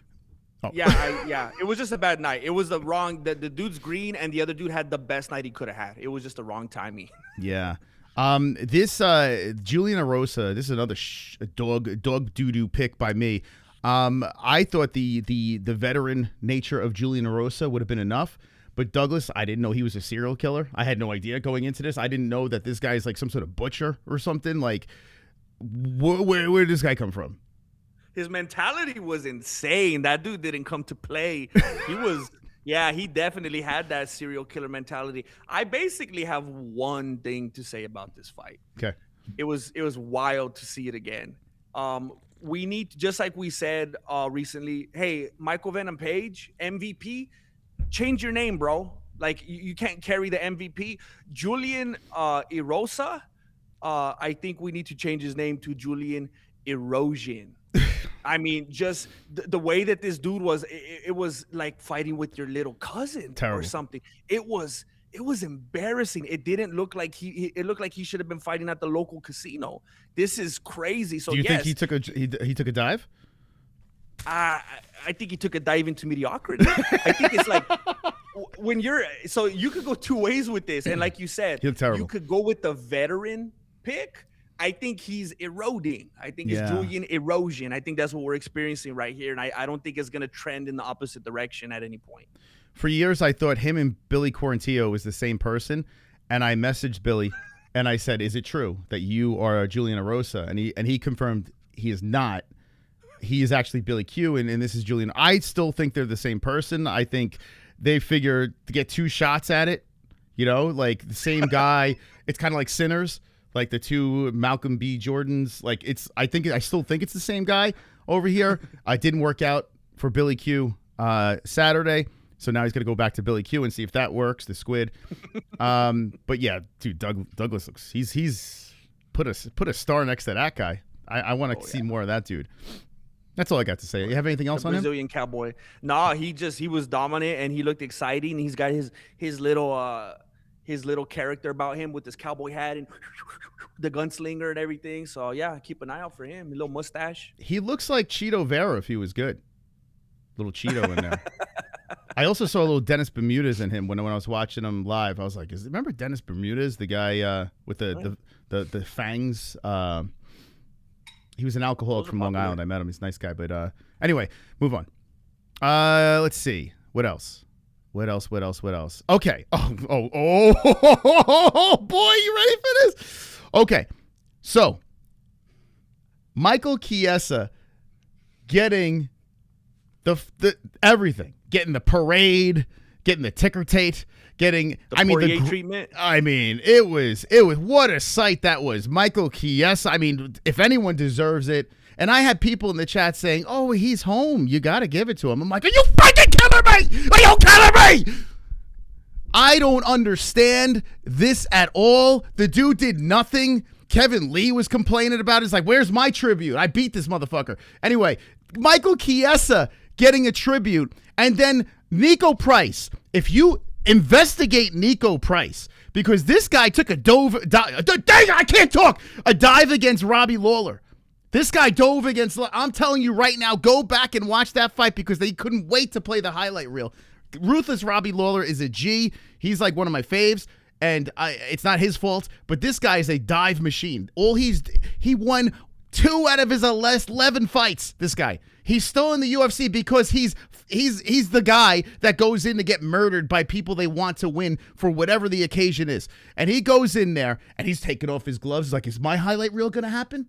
Is this going to happen for me? No, they shoved him out of the cage. Like, no, you're done. We had enough of you. But Michael Chiesa getting the celebration. Yeah, you won the Ultimate Fighter. What else has this guy done to deserve this other than, ready for this? He did not sue for the Dolly situation with Conor McGregor. That is why Michael Chiesa is getting this treatment. That is why. You stole my talking point. Oh, I'm sorry. I didn't say it. I'll cut that out.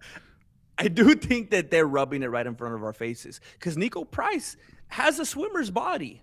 So I think the dive machine there, I think there is something to that there. And yes, I think some more lobbying here from the UFC. It makes complete, absolute sense that they would do what they're doing for Michael Chiesa because, giving them the commentary job or whatever it is, the reporting, commentating analyst, giving him some of the lobs that they've given him ever since that happened, giving him this send off. And yeah, they did Nico Price kind of dirty.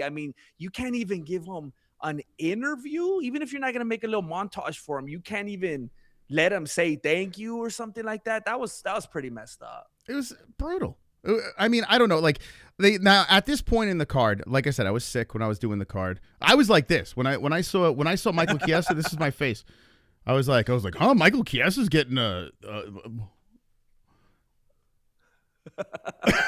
By the way, should this be on the thumbnail? What do you think? I think just put her face on there. This. You know what? Yeah. That's why she was making that face. She was like, "Wait a minute, did they actually give Michael Chiesa a video pack? It had nothing to do with the fight." She was still in shock. She was so disgusted. Dude, it was crazy, man. Like, and as the card was progressing, right? And listen, there's a lot of finishes. There's interesting things to talk about. But more and more, I'm like, this is all bullshit, man. Like, I'm like, what is going on here? This is just a production. This is Michael Chiesa. Like, that was like the cherry on top, but there's more. But yeah, it drove me nuts, man. I mean, if you want to talk about the finish or whatever, I mean, that was literally scripted. There was what? Hold on, no, we'll show that in a second. Hold on a second. They lobbed this so much to him. It's crazy. When he hopped the cage and went over to because it looked like when he hopped the cage after the fight, he went over to like the commentary tables. I was like, bros, this is the end. This is like Royal Rumble status. Yeah. I thought because he's like a commentator now, he was about to hop the cage and go commentate his own fight. I thought he was going to walk over there. But, all right, guys, let me tell you what I did here. You see? And so, but then he was going to find his wife. He was trying to kiss his wife. But I was like, bro, if they have him literally jump over and go straight to the microphone, they're like rubbing it in our faces, man. This is disrespectful at this point. But I guess he was just looking for his lady. And then he went to kiss his mom. But let's not talk about his mom. But yeah, it was wild, man.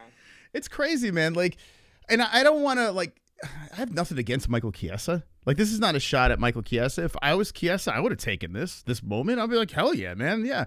But I also would have been humiliated. I have to be honest with you. I've been married twice. And my first marriage was a proper wedding. We did the whole thing. I was embarrassed. Like, you would think doing this, you would like to be in the public eye. I found it very humiliating. Like, I didn't like being that kind of focal point. He was standing in there with his wife, right? Hold on a second. I mean, let me see if I can get the picture. Was that his wife with that red circle? Here's his wife, okay? And she's all tatted up too, so it's like good for them. But anyway, here, I'll put it on full screen to get my head out of the way. He's standing there, right? Looking up. And you got to think, there's got to be something in his brain like, do I really deserve this? Like, you can't be that full of yourself where you're saying, Stipe Miocic didn't get this, but I'm going to get this? Like him and Karate Hottie getting montages. But the great Stipe Miocic, Korean Zombie had one of the greatest retirements ever, but no montage. They just had the Zombie song playing. I had a little tear in my eye. He walks out, no montage.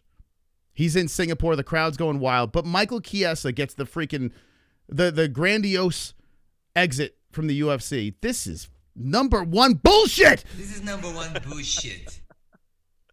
You know what somebody brought up in some comment section or something? I can't remember where I saw it. I think I saw a few people talking about this because it's not a secret.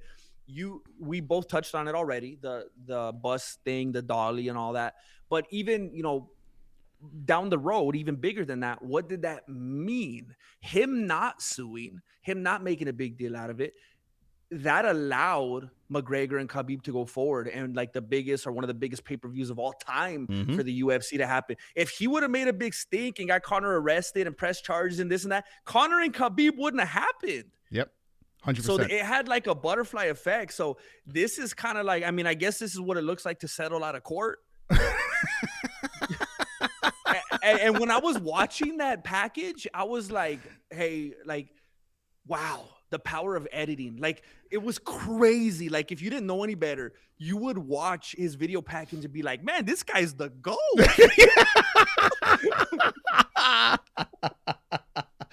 Yeah, they're very clever. They're very clever. I wonder how many people, even like when they went to the crowd, even the people in Seattle were like, why are they doing this? Like, is this more of that AI, Dana? They're like, I know he's from here, but wait, is there something I'm missing? But yeah, they played along. I mean, they're like, give us this. Oh, we don't have Kurt Cobain anymore. Give us Michael Chiesa. Yeah. This is all we have. Yeah. That's what people in the chat were saying. They're like, come on, give him a break. He's from Seattle. I'm like, what? Dude, it made me more angry. And I think that's why they said it in the chat. I try to not get, oh, God. He's the third greatest thing that's ever happened to Seattle after Kurt Cobain and Frazier. Yeah, Frazier.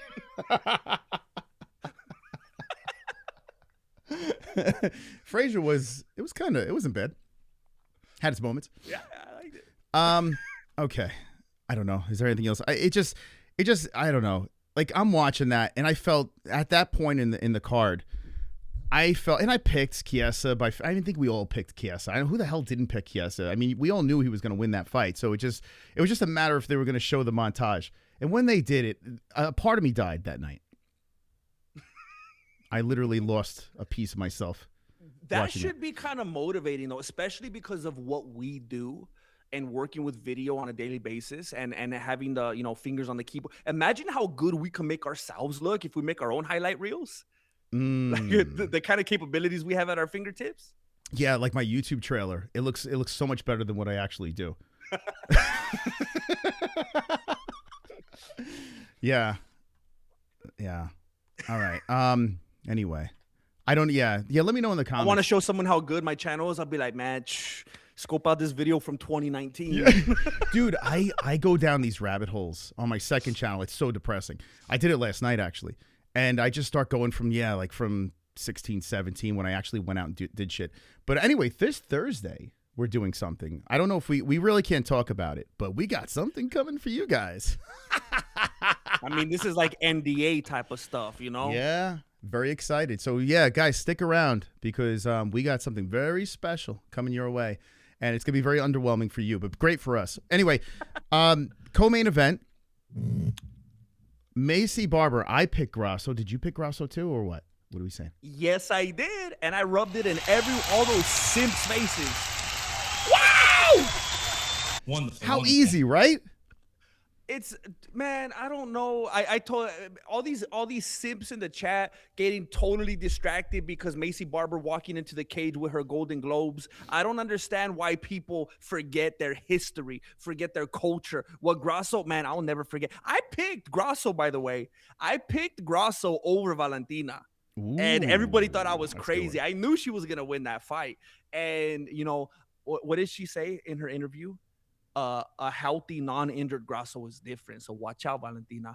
But anyway, yes. Did you pick her in the rematch too against Shevchenko? I picked her in the rematch. We're gonna have to erase it. I'm gonna have to erase the first pick. But it was a draw. It was a draw. Yeah. I think in the third one, I don't even think I made a pick. I think that's when I was selling cars and I wasn't even doing. Oh, really? Was it really? Yeah, I took a detour and I sell cars for like a year or two. But anyway, that might be why she lost. Shoot, I gotta DM her. Yeah, you might have to apologize. I feel bad about that. I don't know how anybody could root against her. I think, man, it's neck and neck. Like how unlikable and irredeemable I think Barber is compared to O'Neal. Like she's one of the most unlikable, abrasive people to me. That just, I don't know if she got like anything and everything growing up. She just seems like one of those like diva kind of like I get what I want when I want and things. She kind of, who she reminds me of, the way she talks and thinks of herself. She kind of reminds me of Ronda Rousey. You know what? I had a message. It was just one person that said it, that they love this show, but they don't like that we agree too much, right? And I told them we try to disagree. We try. But we actually talked about that at the beginning. Let's try, but we see eye to eye too much. We see eye to eye too much, and it is. I can understand people want to see the back and forth. Don't worry, the next one you probably get that. But I agree. I hate to say it, I actually agree. I can't stand Maycee Barber. I don't understand the simping of it, like because I can't even see where the attraction is there, and I don't want to just shit on Maycee Barber at all. Like I'm not here to shit on her, but I think Maycee Barber. Oh. Let's just focus on this. Did you think she was dead? This, bro, look it. I could see right through this. I cannot believe all the, man, people are soft, bro. The way they were just, get the camera off of her, you animals. What's wrong with you? You guys are heartless. Why are you guys are sick. And the whole time I was like, man, all you guys falling for this, that look that she has when she's laying flat on her back, just looking out into the abyss, like something from The Exorcist, when she's laying like that, just staring into nothingness. I know that face. That is me every single morning when I wake up, when I'm laying in bed and I'm thinking, what have I done with my life? Where am I going? Well, I have no prospects. I can't get, and it's like, I can't believe they fell for it. She was already trying to single leg the ref after that. She was already looking up at him, trying to talk to. This was like 10 minutes after the chokeout. Like, this is crazy. I don't understand. The simping knows no bounds. You know, it's funny. The analogy you made is a little different than mine. This is what my wife looks like when I'm done making love to her.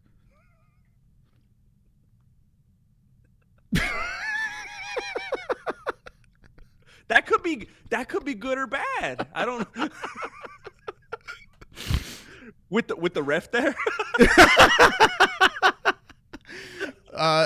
Let's see. Yeah. Listen, there's a lot of things right with this fight. First of all, fantastic win for Grasso. It was a complete ridiculous line that she was the underdog in this fight. I didn't understand that. That really stood out. But yeah, Maycee, after seeing this happen, like removing my dislike for Maycee Barber, I did not like seeing this. And you make mention of how she was like lying there dead, and I didn't have a problem with them showing it. But what was weird is how they framed it. They never frame. You ever notice, like, they never frame, like when someone's down and seriously hurt, they always move the camera away. They'll show the other fighter, they'll show the crowd, they'll go to the commentary team. But the Paramount era, they framed it like a movie. They had Grasso on the side, Barber was laid out, the wide angle, the whole deal. And I was like, oh, this is a show. Like, it doesn't matter, even at the fighter's expense. Like, when I'm talking about shit rigged and fixed and this and that, yes, I do believe that's going on. But I also think a lot of these fighters are going out there and putting their life on the line and fighting. And they don't care. At their expense, they're going to get the shot. Quick, get that wide shot, this and that. This is the Paramount era, and I love it. Like, I'm all for it. I mean, if it's your favorite fighter looking like this, maybe not so much. But I did have a heart, and I was concerned. I didn't think she was going to make it, man, because she got finished twice. And the way she lied there, like unconscious, but her eyes open, I don't know. Have we seen anything like this? Oh, yeah. Did you see the Aljamain Sterling Silver fight? Oh, I remember that. Yeah. Actually, I'm 100% convinced she was faking it. I think she's trying to get a cameo on Landman. I think she's trying to cross over. I think, again, people forget UFC. You talking about Moraes, WWE. right? Aljamain. What's that? Aljamain Moraes, Marlon Moraes. Shoot, I can't even remember because his acting performance. Totally you're talking about Jan. Jan. Wait, I don't know. Yeah. Okay, gotcha. Yeah. Totally. So I think we're in this era where people forget UFC and WWE are brother sister companies, and they might as well. They're like co-workers with Landman and Paramount. This is artistic. It's entertainment, and it's like she didn't. I feel like we've seen people knocked out. We've seen people concussed. We've seen people. It's like she invented something right here. We've never seen people look like this. And again, unless they're like me, when I'm awake in the morning staring at my alarm clock saying, why am I even going to do this again? I just did this yesterday. It didn't even make a difference. I'm not going to even stream today. What's the point? I've had that look a million times. She does not look like a fighter to me that just got lights out and I feel like it's a show. It looked like she died for her sins, to be honest with you. I mean, like, look how she's spread out like this. This is crazy, man. I did notice that she was like donning that crucifix position. Right. And that even more so made me feel like this looks like a show. Yeah. The way she has her, like, if you see the full photo, her legs all out too. It was like crazy. It seemed very performative. Yeah. There was a lot of theatrics. Great finish by Grasso, and once again, my brain went there. I was like, man, what's going on here? Why? No matter what, there's always that production that they got to get in. I like it, but yeah, I mean, it's hard to avoid that stuff. Did you think it was a knockout or a submission? Again, people are making such a big deal about this part of it. They're totally disrespecting Grasso's achievement. As far as I'm confirmed, and I don't know how anybody sees it any other way, this is the first knockout submission in UFC and MMA history, as far as I'm aware. She did both. This is like when, was it Ben Askren? When Ben Askren fought somebody, they got it's not quite the same. It's a billion times better. Somebody, I thought Ben Askren was somehow involved, where they tapped. Oh, the Robbie Lawler fight? Is that what you're talking about? Was that it? Yeah, where he Herb tapped Dean? and he still got choked out? Like that was weird. That was a weird So it kind of reminds me of that, but this is like, by all accounts, by all metrics, if you again, like I did, you rewind it. Okay, rewind it. Let me look at it again. Let me slow it down. Let me zoom in. She knocked her out. If Grasso wouldn't have followed up with the choke, she would have got the KO call. The way she sat down like a video game character, her eyes were out of it. She's looking up at the rafters and was going to keel over. That's crazy. And then Grasso's like, hold up, let me get 2 wins tonight, like old UFC style, tournament style. She went in there and then got the second finish. She got a KO submission. She finished her twice. When you're talking technique, this is easily, to me, the greatest. I mean, maybe it's recency bias, but the greatest women's mixed martial arts finish that I've seen within the UFC.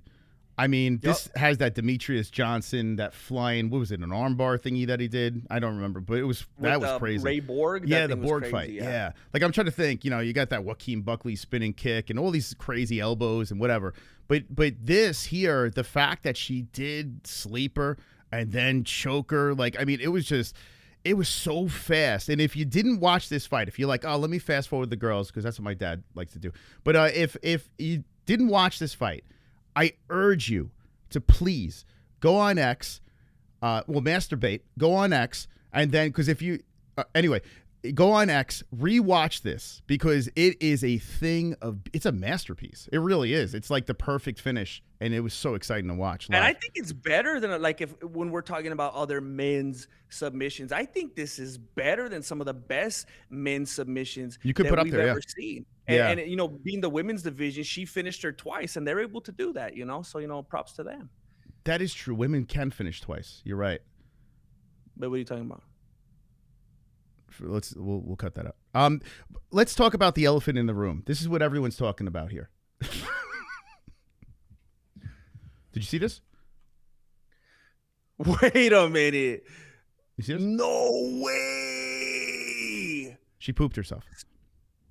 So oh my gosh. So not only did Grasso secure the best finish in UFC history, the double finish, she killed her. Yeah, she loosened her bowels. Yeah, she was dead. People say when you get choked out, you lose your. I've never seen it. I've seen people submitted. I've never seen Dookie in the underwear, but she might have died and resurrected, right? Because we have that cross image. God. Oh, that's Michael Chiesa. They're really doing it, aren't they? Yeah. I see what you're saying here. You know what I'm saying? I'm going with this. I don't want to say it, but I'm just saying, like, they say Superman was made after, they referenced God, right? I think they're trying to say that she came back for Easter. I think I think they're trying to throw a shout out. Yo, Easter is coming. Get your eggs. Palm Sunday. Like, I think that's what they were doing here, man. She came back to life. This whole broadcast was directed by Martin Scorsese. Yep. Mm-hmm. He's for those of you that don't know, for those of you uncultured people in the comment section, Martin Scorsese is very well known for integrating religious themes into his work. Can you watch a movie, please? Anyway, I felt the disrespect from the viewers at home. Yeah, this just confirms the point that I have about UFC being very, I don't know how to put it. I don't want to say fake. I don't want to say rigged. It's a show. It's a show, man. Like, it is. Maycee, it is a show. She did in her chonies what all the fans at home did when they saw Adesanya get tapped out. Okay, let's move on. Let's go to the main event of the evening. Oops, sorry. The main event. Oh, jeez. Oh, God. What am I doing here? I'm all discombobulated. There's the guy that took the dive. Adesanya versus Pyfer. Okay, here it is. The big fight. Now, I will say this. The card itself, I mean, a lot of stuff to talk about. We spent 4 hours on this stream, and we're still going. But the card, so much to talk about. So, yes, if you think about entertainment value, it was there on this card. And then you have Big Joe Pyfer, or B. Joe Pyfer, who had I didn't get to really talk about, like, his revelation with you. and him finding God, and he had this big secret. He finishes Adesanya in the second round. I'm gonna get it off my chest because I'm a little triggered, and I know you're gonna have a counter to this, so I'm gonna brace myself for impact. But Adesanya, that first round, all three judges had Adesanya 10-9. Okay, Adesanya wins the first round, and he looked kind of throwback performance. Izzy technically outstruck him and did what Adesanya typically does, right? If he stuck with that game plan the rest of the way, chances are, like anything can happen, but chances are Adesanya probably would have squeezed his way to a victory, get his hand raised and whatever, because we've seen Adesanya do this before in the past. But then in the second round, he goes in there and says, game plan, open the window and just... And he stood in front of Pyfer, never moved his head. He's like, hit me now. Like, he was just standing there. Dude, no head movement. And when Pyfer hit him, he was like, give me more. It was almost like he was saying, and it's time for me to lose. It was the craziest shit I've ever seen. And people were yelling at me, you're coping, you're this, you're that. But I'm going to give you a piece of evidence here. And I want you to examine this. And you're going to be blown away when you see this. Your beanie is going to pop right off your head here. Okay, because this happened before the fight, and if people don't know, Joe Pyfer, he's been through some stuff. He said he was, like, we didn't know exactly the extent of it, but like he was in a bad place. He found God, and good for him, bouncing back. Even though I can't stand this guy, good for him bouncing back and pulling his life together. I don't quite believe it, to be honest with you. I think he's using this whole thing as a... Anyway, that's a whole nother story. But this is right after the ceremonial weigh-ins. Lots of respect. And watch this. That's what I said. Yes, she was the one. So Izzy says, you're the one. What happened? What happened? Okay. Now, first of all, why are the cameras rolling here? I have no idea. Like, the cameras are rolling. Like, this is like a private moment between these two. These guys know they're on camera. This is not pre-planned at all, right? A lot of stuff. And then Pyfer leans in, right? Pyfer leans into Adesanya.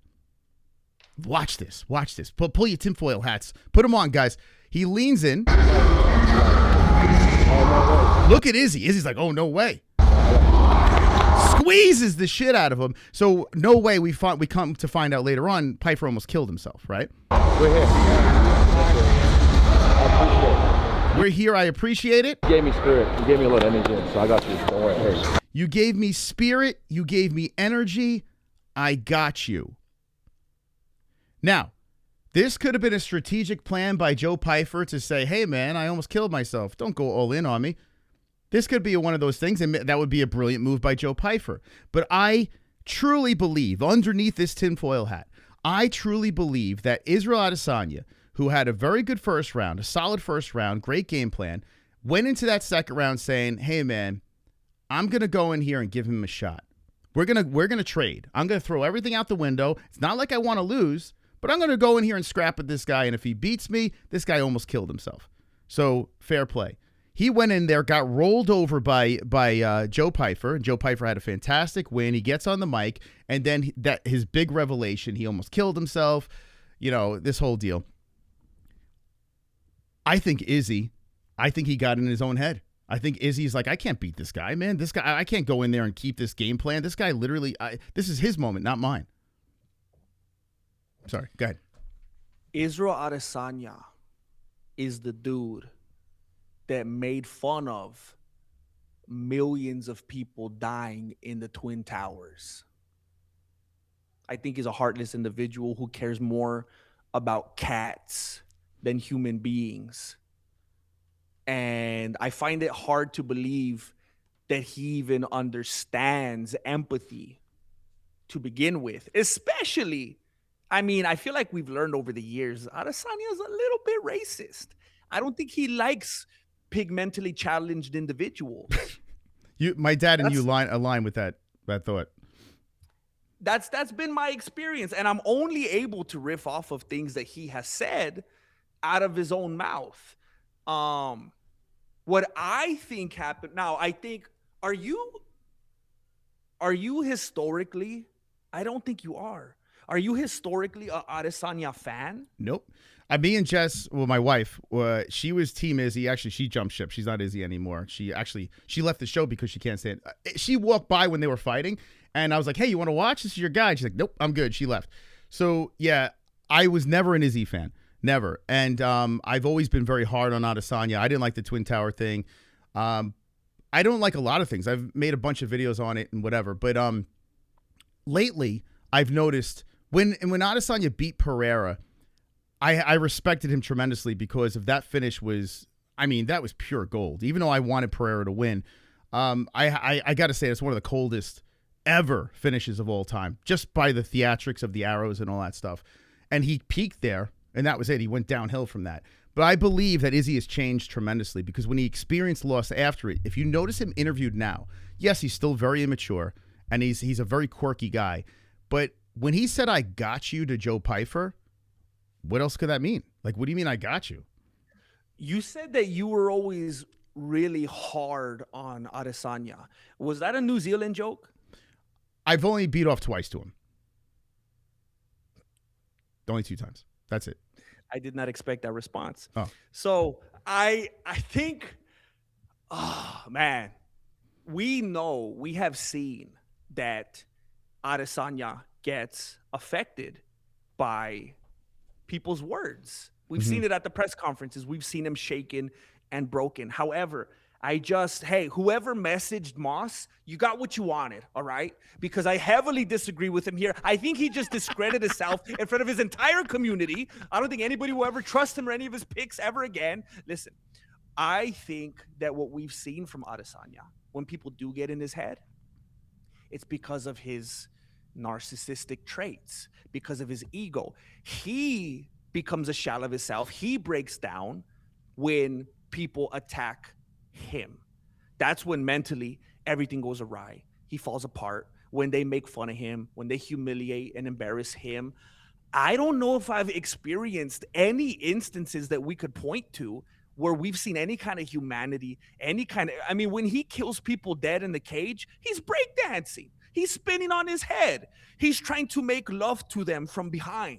He's never really shown any kind of empathy. So I feel like if Pyfer came up to him and during the video you showed, and he's like, hey, Adesanya, hey, fool, hey, remember how your cat died? I'm the one who killed him. I feel like Adesanya would be like, oh, man, this guy's talking about my cat, and I'm thinking about my cat again, and that would have got in his head. I don't think he cares about Joe Pyfer's life. I think he's grown because if you notice, like, he's friends with Pereira now. Like, these two are like buddy. Pereira sending him messages.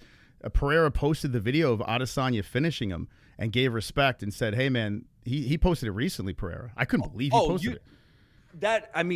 MOS, I kind of feel, I know you're sick, you're a little bit under the weather. I kind of feel bad for you right now. I feel like you're running into the storm and you don't mean to. So look, I'm gonna be gentle. But listen, when you're talking about Adesanya and Pereira right now, you know what that reminds me of? It just feeds even more into that narrative. Adesanya is the guy that's like, hey, Pereira, you know how you beat me 17 times? Haha, I beat you the last time. That means I don't know, man. I don't see that. All those times you beat me got negated. He's the kind of dude that has that mindset. Like, if someone beat him 30 times and then he beats him once, he's like, oh, it took me all those times to grow to the place where now I'm better than you. And mentally, he could justify, I bet I beat him 30 times now because I've overcome and now I'm the better guy. So Adesanya does that thing. Have you ever noticed this phenomenon where, like Paddy Pimblett did it? He'll just downplay Gaethje. He's a punk. He's a bum. He doesn't deserve the fight. Blah, blah, blah, blah. And then after the fight, yeah, Gaethje's a warrior. That's why he's held the interim strap multiple times. He's the best. He's one of the legends of the sport. So dudes always talk up other guys if it makes them look better. Of course, he's gonna talk up Gaethje now because Gaethje beat him. Or like if I'm a dude, he's best friend. So he's hanging out with Robert Whittaker now, though, too. Like, they had that beef and that rivalry. But he beat him. Yeah, but here's the thing, though. Like, oh, what about this? And going on social media and saying, hey, where's Booger Beard? I got a free ticket for you, man. I want to bring you off. Like, that guy, he's been doing so many things. Wait, who's Booger Beard? So he was a guy on X and MMA Twitter, and he's actually off X now, but he changed that guy's life. Adesanya brought him to one of his title defenses, and Booger Beer was there. It was just like this whole viral thing, and he brought him. He's a fan to the after party. This guy was the most humble guy on X, and they're partying together, this and that, and he just made him part of his crew. Adesanya just had him partying with him. And I don't know. I just don't think he's a bad guy. I think he's misunderstood because he's super quirky, and I don't even like the guy. I can't believe I'm defending him. But and that's fine. We may have to agree to disagree, but with everything that you're describing, it completely shows the signs of being a narcissist and an egomaniac to me, because everything that he does, it seems to be able to be framed within like, man, look at how good of a guy Adesanya is. So you think he does it on purpose? He says and does nice things just to kind of protect himself? Because Pereira beat him up, and then Adesanya beat him, and now he gets to be like, yeah, let's train together. Yeah, because he knows I beat him the last time, and the bow and arrow and stuff, that's what's in everybody's beanies. So he's like, and then Whitaker, yeah, we beefed, but I beat him twice. Now I get to look like a cool guy because I'm being his friend. Oh, this guy that was talking papas on Twitter, I'm gonna look like a big guy because now I'm bringing him out, and it's just like it validates him. Now everyone praises him. Look at the narrative right now, how we're talking about he's a good guy, he's befriending all these guys, and that's exactly what narcissists try to do. They try to frame everything to make themselves look better. I believe a lot of these athletes are narcissists. I believe. I mean, you got to be a little crazy to get in there and do that. But I've never, like, even with the Strickland thing, he had beef. He lost to Strickland, and afterwards, he never really doubled and tripled down. He just kind of was chill with Strickland. Duplessis as well. Like, he was chill with Duplessis. Like, he said nice things about him. I don't recall him saying anything bad about Imavov in a loss.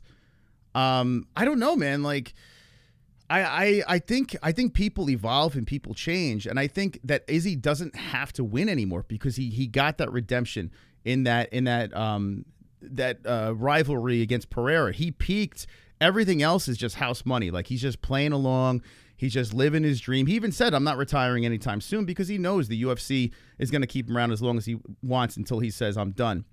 Because you can make a lot of money as a gatekeeper. Yeah. So I think, I don't know, man. Like, it's weird because I really did not like, especially when he was diddling his dog and stuff like that. I was like, this is stupid, man. Or he made a joke about, I think he made a Charlie Kirk joke.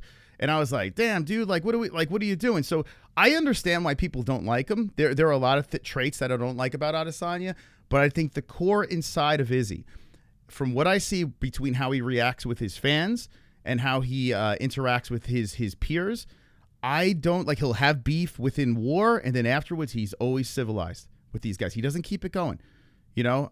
So I mean, I don't know. I kind of disagree. And why would he change that game plan? Do you think he was just so full of himself that he just thought, hey, I'm just going to stand in front of him? I do see what you're saying. I have to admit, as much as I dislike Adesanya, he has tended to, I mean, he's definitely shown times where he's been a bad sport, even if it wasn't with because he didn't have an aggressive attitude about it. But I remember when he lost to Jan Blachowicz, he was like, that was the one where he's like, oh yeah, I actually had him a couple times. I would have got him with this submission, but I chose not to. I should have. And in an alternate timeline, I actually won the fight. He was being weird. Yeah. But for the most part, he tends to, you are correct, he tends to not be a punk about it, and does hug them and talk to them and stuff. Like it is important that you're bringing up the dudes that he lost to. That's a good point right there. But when it comes to this particular fight, I can't convince myself that it has anything to do with what Pyfer said. I think that what we saw in the first round, that was Pyfer's doing. You think so? Because I said it a while ago, and you know, whatever, maybe some people will see it, some don't. I joked around that Pyfer kind of looks like Dustin Gaethje's bigger brother, like his big brother on steroids, and I feel like he has some of the same fighting tendencies. There was times throughout the fight where Pyfer was really overcommitting, and it was like, dude, calm down. Not everything has to be a knockout punch. Don't tire yourself out. Don't overextend and put yourself into a bad position. And I feel like that's what Gaethje did at certain moments against Pimblett, because I picked Gaethje, and of course I wanted to be right. And there was times during the fight it was like, Gaethje, what are you doing? You're overdoing it a little bit. Too much caution to the wind. Be a little bit smarter. Don't just keep throwing and not protecting yourself. But then Gaethje came out, and of course he could have just said this, but it made sense, where it's like, hey, as soon as I felt his punches, I knew I was good, and I could take them all night. And I was just going to figure out now how I wanted to navigate within that and get my shots off. And when I saw how things were going down in that first round, and then especially when it ended the way it did, it was like, oh. And then Pyfer confirmed it after on the mic. Pyfer could take his shots all night long. Yeah. So I think that's why he was. But he was like, afraid of the head kick. He did make mention that he was afraid of that high kick from Adesanya. Right. And I think that might have been a reason why that first round was a little rough for him, because he was afraid. Izzy completely avoided that game plan to set up the high kick and said, let me stand right in front of you and let's trade. So it could have been a bunch of things. I mean, he literally put his head on a fucking tee for Pyfer. I couldn't even, like, I was shocked watching that. I got to be honest with you, I don't think Pyfer's good. I don't think he's good at all. I think he is massively overrated. And I even think his power is overrated. I noticed he doesn't wear wraps under his gloves. Did you know this? He doesn't wrap his hands. Yeah. And he, I think you just said something very disrespectful right now. I think maybe you didn't know that he hits harder than Francis Ngannou. You didn't hear about that? Yeah, I saw that machine. Yeah. So I agree. I don't think. So I've never liked Adesanya, and I don't want to be like those people that hated John Jones and therefore they loved Tomas Aspinall. Yeah. I've never liked Adesanya, and I don't particularly care for Joe Pyfer. I picked him. Mm-hmm. I picked him to win. But when I watched that fight, yeah, I feel the same. I don't think he's championship material. I don't think he fights that. Now he could do better, because like we see Gaethje fight against Max Holloway, mm-hmm. and it was reckless and it was stupid and he just got outclassed the whole fight. But then we see him fight against Fiziev, and it's like, okay, if you chill out a little bit and you fight a little bit more boring, a little bit more strategic, you could win. So Pyfer just has to change it a little bit. I'll say it in the most concise way that I can. I think that Pyfer was downloading in round one. He wanted to feel his shots. He wanted to see what Adesanya's game plan and what his biggest threats were going to be. Mm-hmm. So after round one, Pyfer realized, I could take these shots, the punches. I could take these punches all night long. The only threat is the kick. All I got to do is close the distance. Yeah. He doesn't want to be in the pocket with me. So in round two, Pyfer figures out how to get there and starts landing once he's in the pocket, exchanging now, nullifying the leg kick because he's not giving Adesanya the distance for it. Yeah. There was parts in round two. Oh, yeah? No, I was going to say, Izzy was walking him down for some reason. It was just like, what are you doing? Like, when do we see Izzy do that? That was crazy. Yeah, that's not when he's at his best. Now, if he's fighting somebody that's backing up willingly, Adesanya beautifully capitalizes on that. Yeah. But he was trying to force the action and be something that he's not. And it was confusing to me a little bit because there was two things that were happening. He was being overly aggressive and looking like he wanted to brawl. And then almost like at a switch, he would act slow and confused and maybe even hurt. And I was thinking, and then I heard it again. I had the thought, and then I heard it. One of the commentators say it today and was like, oh, they thought the same thing. I was wondering, is he playing possum? Is he doing like what he did against Pereira, and he's going to fight off the cage? Yeah. And then when Pyfer got that big takedown, I was like, oh, I guess not. Yeah. Adesanya kind of had this look about his body language, like, oh, I think he might be playing with him. I think he's rope-a-doping him. And I was like, you better watch out, Pyfer. I got nervous in that moment because it seemed like he was trying to do a drunken master kind of thing, Adesanya. Yeah. And then he got taken down, and then he started making that face. Yeah. What was that, dude? What was he doing? You know what it was? That face, I was trying to place what that face looked like. It's Ace Ventura coming out of what was the elephant, the hippopotamus? You remember Ace Ventura where he was coming out of? Yeah. That's what it looked like.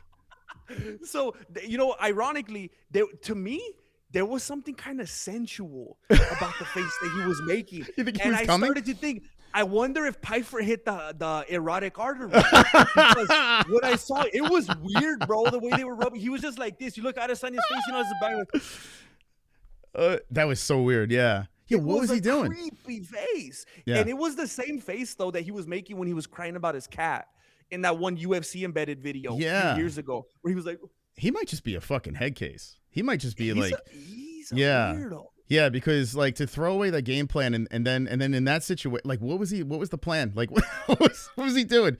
I mean, this is my guess. This is the beauty of the UFC. Like, like taking a step back, the UFC does a great job at taking a guy like Pyfer, who was ranked 14, and saying, okay, who could I put him against in the top 5? Let's put him against a guy that's on like what, a 4-fight losing streak, a 3-fight losing streak. What was the? He's a good DJ. Yeah, 4 fight. Actually, yeah, he won 1 out of his last 6. Some people say that Adesanya is a better DJ than Mighty Mouse. Hey, whoa, there you go. Hi-yo. That was pretty good. Yeah, that's another thing too. Yeah, he's talking a lot about the DJ stuff. So he is talking about life after the UFC. You can tell he's talking about that stuff.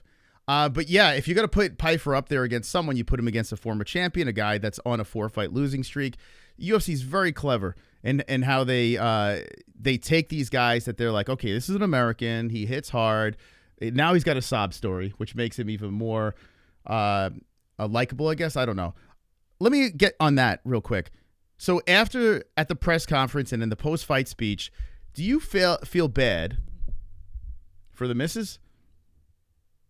Joe Pyfer? Do you feel a little bad? I feel like he's publicly humiliating this lady. Like, yeah, that was totally unnecessary. Right? Yeah, I cheated on her, and to get her back, I tried to kill myself. Well, we've all been there, Moss. So. Hold on, let me adjust this thing. That's all I felt. Yeah. And listen, I don't want to poke fun. Listen, suicide. I know someone close, actually in our community, that took himself to suicide. So yes, I make very inappropriate jokes, and I don't take suicide lightly. In fact, I still feel like I had PTSD of dealing with that whole situation. So I joke when I'm uncomfortable. But Joe Pyfer's alive. He's good to go. If he is suicidal, why is he fighting? Why is the UFC signing off and say, like, Dana pretended? He's like, oh, he is? Like, bullshit, Dana. You knew he was suicidal. You knew it. It was funny when Dana made that face for like 3 seconds. Like, hold on, let me look contemplative. Yeah. He was trying to look all concerned. Yeah, and then I'm gonna go on and make suicide jokes. He was already moving on, and then he's like, wait, what? What'd you say? He wanted to kill himself? Oh. Like, he was already moving on, and then he had to like, wait a minute, I didn't give that any attention. Let me go back. Dude, it's like he's not even trying to make it look like he gives a fuck. But yeah, suicide, like this guy, I mean, Joe Pyfer clearly is not the brightest bulb. And he does have that backstory with his father. He's 0 to 16 years of age. His father abused him and whatever. That's the story. It's terrible. It's a terrible story. He was homeless. You know, the fact that he is where he is right now and he overcame that is quite the story. But I can't look past the fact that he's a penis head. Like, everything he says is like obnoxious and I don't know. He just seems like he's so unsincere.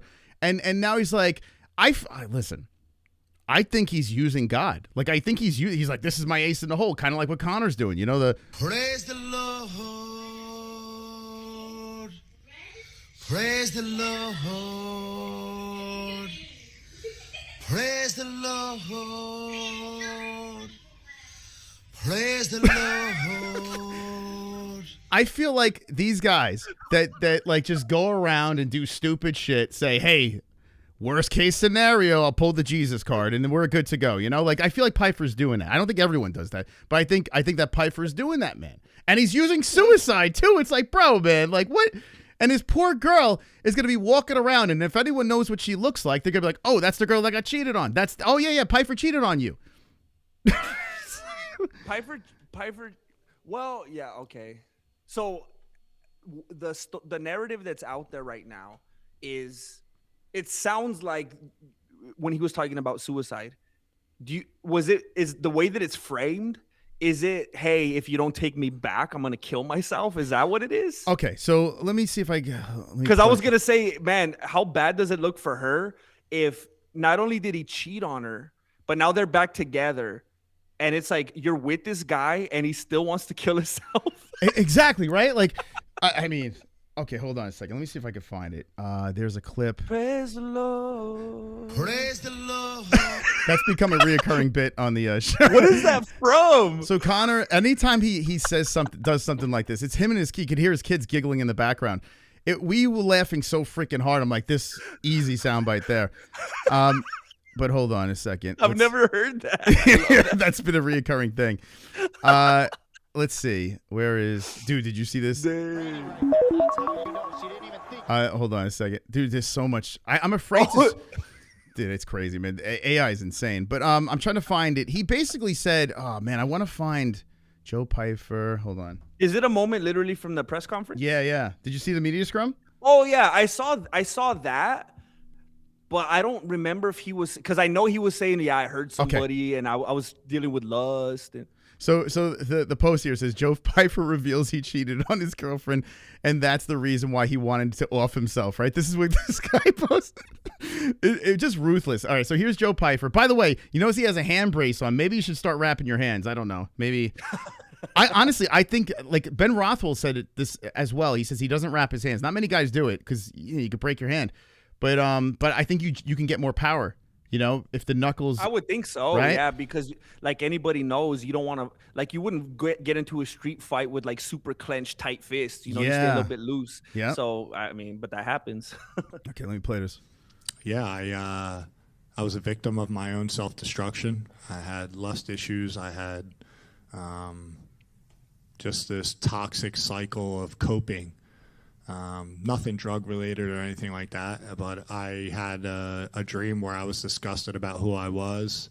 I broke a lot of people's hearts around me, and particularly one person that he knows he shouldn't say it. And shit, man, I just disgusted with myself. Okay, so yeah. So I mean, he cheated on his girl. I mean, let's be honest here. This is what happened. So okay, I cheated on my girl. Let's hang myself off the ceiling fan real quick, or pretend at least, and then hopefully she'll take me back. And worst case scenario, Praise the Lord.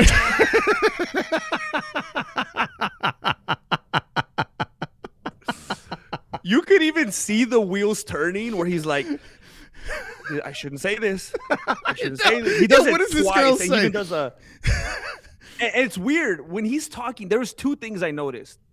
The first thing, he starts off right off the bat by framing it as, I was a victim. yeah, I was a victim of my own whatever. And then he says he had a dream like where Martin he Luther. did whatever. And it's like, are you daydreaming? 'Cause, like, Yo, it tell us happened more. like it was reality, right? What do you mean dream?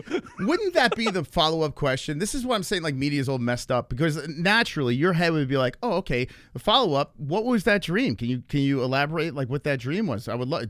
Did someone show up in your dream? Did you reenact the cheating on your girl? Like, what was it? I don't know. Was that like a Martin Luther King Jr.? Like you had a dream and then you went and cheated on her about the dream? Or like, what are you talking about? Did you cheat on her with a black girl? Like, what happened here? Like, what was the dream? Did you have relations with dozens and dozens of women like MLK in the hotel room and the FBI recorded you? Or like, what do you mean?